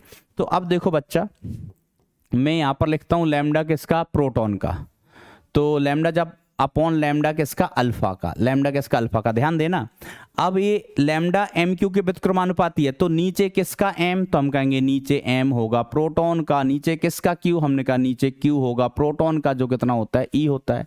ऊपर किसके लिए चला जाएगा, ये लैम्डा अल्फा है ना भाई, तो ऊपर किसके लिए चला जाएगा, तो ऊपर चला गया m किसका, अल्फा का, और आवेश किसका, अल्फा कण का, आवेश किसका बच्चा, अल्फा कण का। अब आप और इसको और सिंप्लीफाई कर सकते हैं, समझ गया ना, ये व्युत्क्रमानुपाती है। तो अगर यहाँ प्रोटॉन का मैं लिखता हूँ लैम्डा, तो नीचे किसका जाएगा बच्चा, प्रोटॉन का मास कहाँ जाएगा, नीचे।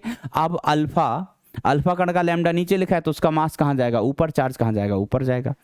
तो देखो इसके बाद अपन जानते हैं कि जो अल्फा कण का मास होता है वो 4 गुना होता है मास ऑफ प्रोटॉन के, into 2e divided by √mp into E हो गया, यो गया, तो ये कितना आ गया, 2√2, कितना आ गया है बच्चा, 2√2। समझ गया क्या बच्चा बात को, ऐसा।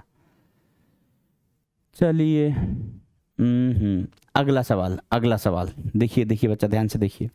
हम कहें तेजी से चलते हुए एक कण की गति एक गतिमान इलेक्ट्रॉन से 5 गुना ज्यादा है, तो हमको एक लेना है कण, एक इलेक्ट्रॉन, दो चीजें होंगी, एक तो अपन ने लिया कण और दूसरा क्या लेना है बच्चा, इलेक्ट्रॉन लेना है, ठीक है। और जो कण की गति है, वेलोसिटी ऑफ कण, ये कितना है, 5 गुना है किससे, वेलोसिटी ऑफ इलेक्ट्रॉन से। ऐसा मैं नहीं कह रहा हूं, ऐसा सवाल में बोला गया है कि तेजी से चलते हुए कण की गति एक गतिमान इलेक्ट्रॉन से 5 गुना ज्यादा है, ठीक है। कण की डी ब्रोगली तरंगदैर्घ्य तथा इलेक्ट्रॉन की डी ब्रोगली तरंगदैर्घ्य का अनुपात इतना है। इसके बाद आपको क्या दिया गया है, lambda of particle upon lambda of कण, lambda of particle upon lambda of electron, मतलब कण तो दोनों ही है। इसका मान दिया गया 1.878 इंटू 10 टू दी पावर -4, तो कण का द्रव्यमान क्या होगा, कण का द्रव्यमान आपको ज्ञात करना है भैया। तो चलिए यहीं से शुरू कर देते हैं, ठीक है, ये तो अपन को पता है ही, पता है ही। तो अपन यहाँ से लिखना शुरू कर देते हैं, कण के लिए जानकारी दी गई है। तो देखो बच्चा, लैम्डा पी, तो एच अपॉन मोमेंटम किसका, मास किसका, कण का, वेलोसिटी किसकी, कण की, बटे लैम्डा किसका, इलेक्ट्रॉन का, तो एच अपॉन मास किसका, इलेक्ट्रॉन का, वेलोसिटी किसकी, इलेक्ट्रॉन की, इसका मान दिया है 1.878 इंटू 10⁻⁻⁴ दिया हुआ है बच्चा है, ठीक है। अब देखो काटा कूटा मचाओ, तो एच से एच उड़ गया, एच से एच उड़ गया, और इसको हम ऊपर लेके जाएंगे। अच्छा देखो बच्चों, यहाँ से मैं यहाँ लिखता हूँ, अब जगह थोड़ा ऐसा हो गया, मैंने पहले उधर लिख लिया, चलो अगले पन्ने पे सॉल्व कर देंगे, इतना हौच पौच नहीं करेंगे, आप ध्यान से समझो। तो देखो इधर अपन को क्या मिला, M E upon V E is equal to M P upon V P is equal to, जो भी अब मान दिया है 1.878 इंटू, ये बहुत पास पास हो रहा है भाई, M E upon V E divided by M P upon V P. P बोले तो पार्टिकल, कण, कण को अपन पी कह रहे हैं।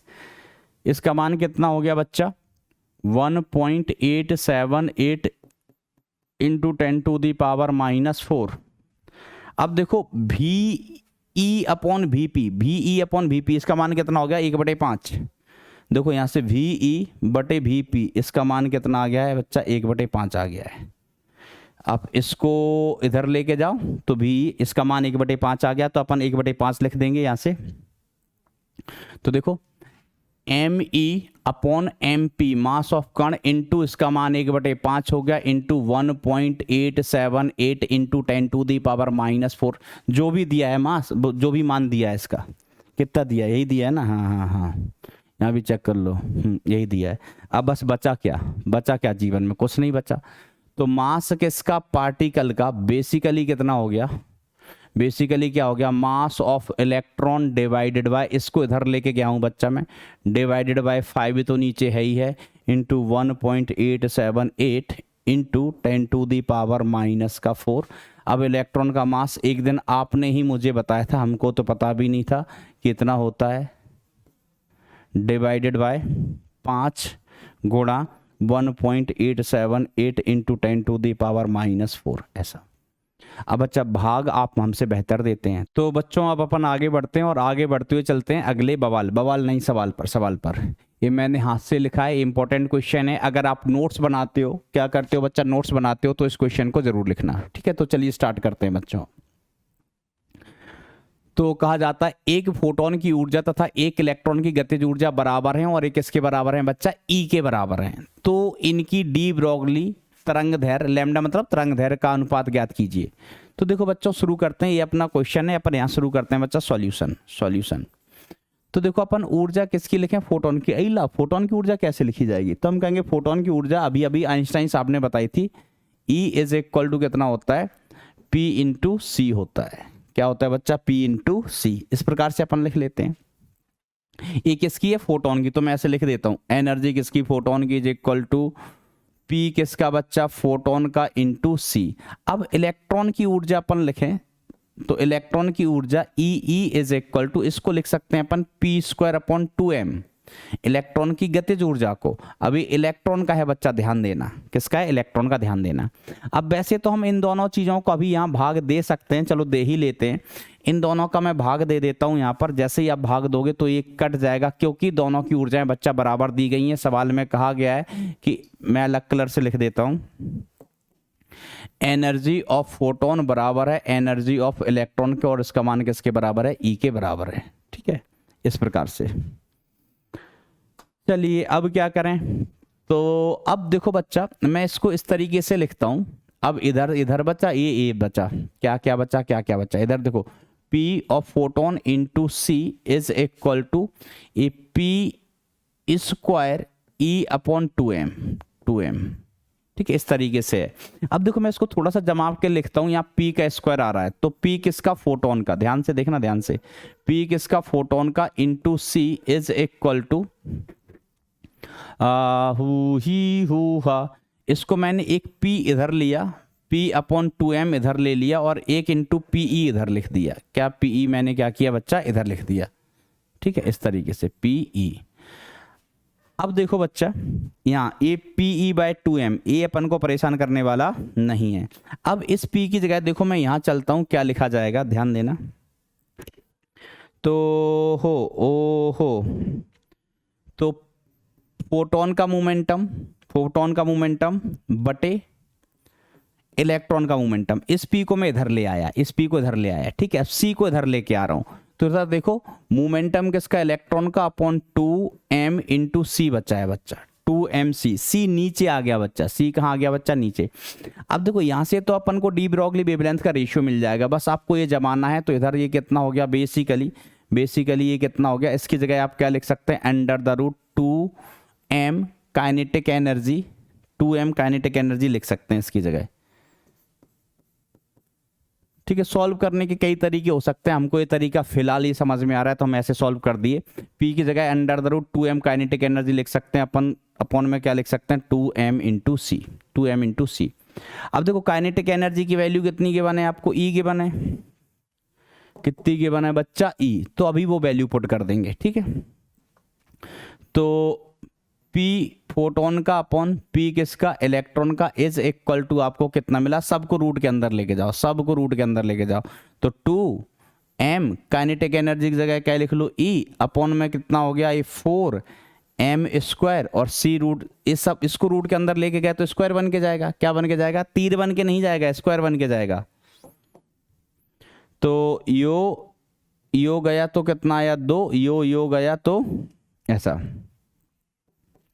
तो देखो बच्चा, इधर इससे कैंसिल आउट हुआ तो इधर कितना बचा है, E बचा है, और इधर कितना बचा है, 2m into C square. That's it.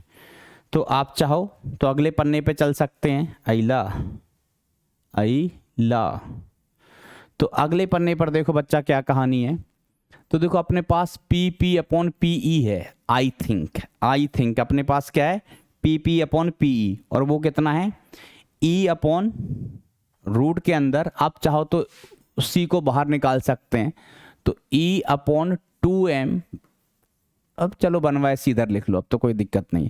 अब बस इसका रेशियो मिल गया तो अपन को तरंग दैर्ध्यों का भी अनुपात मिल गया, संवेग का अनुपात मिल गया, तो तरंग दैर्ध्यों का भी अनुपात मिल गया बच्चा। देखो कैसे, क्योंकि अपन क्या जानते हैं, लैम्डा, या अपन कहें लैम्डा इज इक्वल टू, या P is equal to H by lambda. H constant है तो आप कह सकते हैं P व्युत्क्रमानुपाती है बच्चा किसके, लैम्डा के। P व्युत्क्रमानुपाती है लैम्डा के। तो ऊपर वाला लैम्डा किसका हो गया, इलेक्ट्रॉन का, नीचे वाला लैम्डा किसका हो गया भैया, फोटोन का हो गया। पलट दो, व्युत्क्रमानुपाती है, 1/c into root of E upon 2m, ये आंसर हो गया। ठीक है, अब आपको जो भी पूछा जाए lambda E upon lambda P, तो ये रहा। और अगर आपसे सवाल में पूछा गया है lambda P upon lambda E, तो इसको पलट दोगे। That's it. ठीक है, तो चलिए बच्चों, अब अपन कहानी को ख़त्म करते हैं। तो मुझे आशा है चीज़ें आपको क्लियर होंगी। Thank you so much. मन लगा के, दिल लगा के पढ़ाई करते रहें बच्चों। Tata bye bye, take care.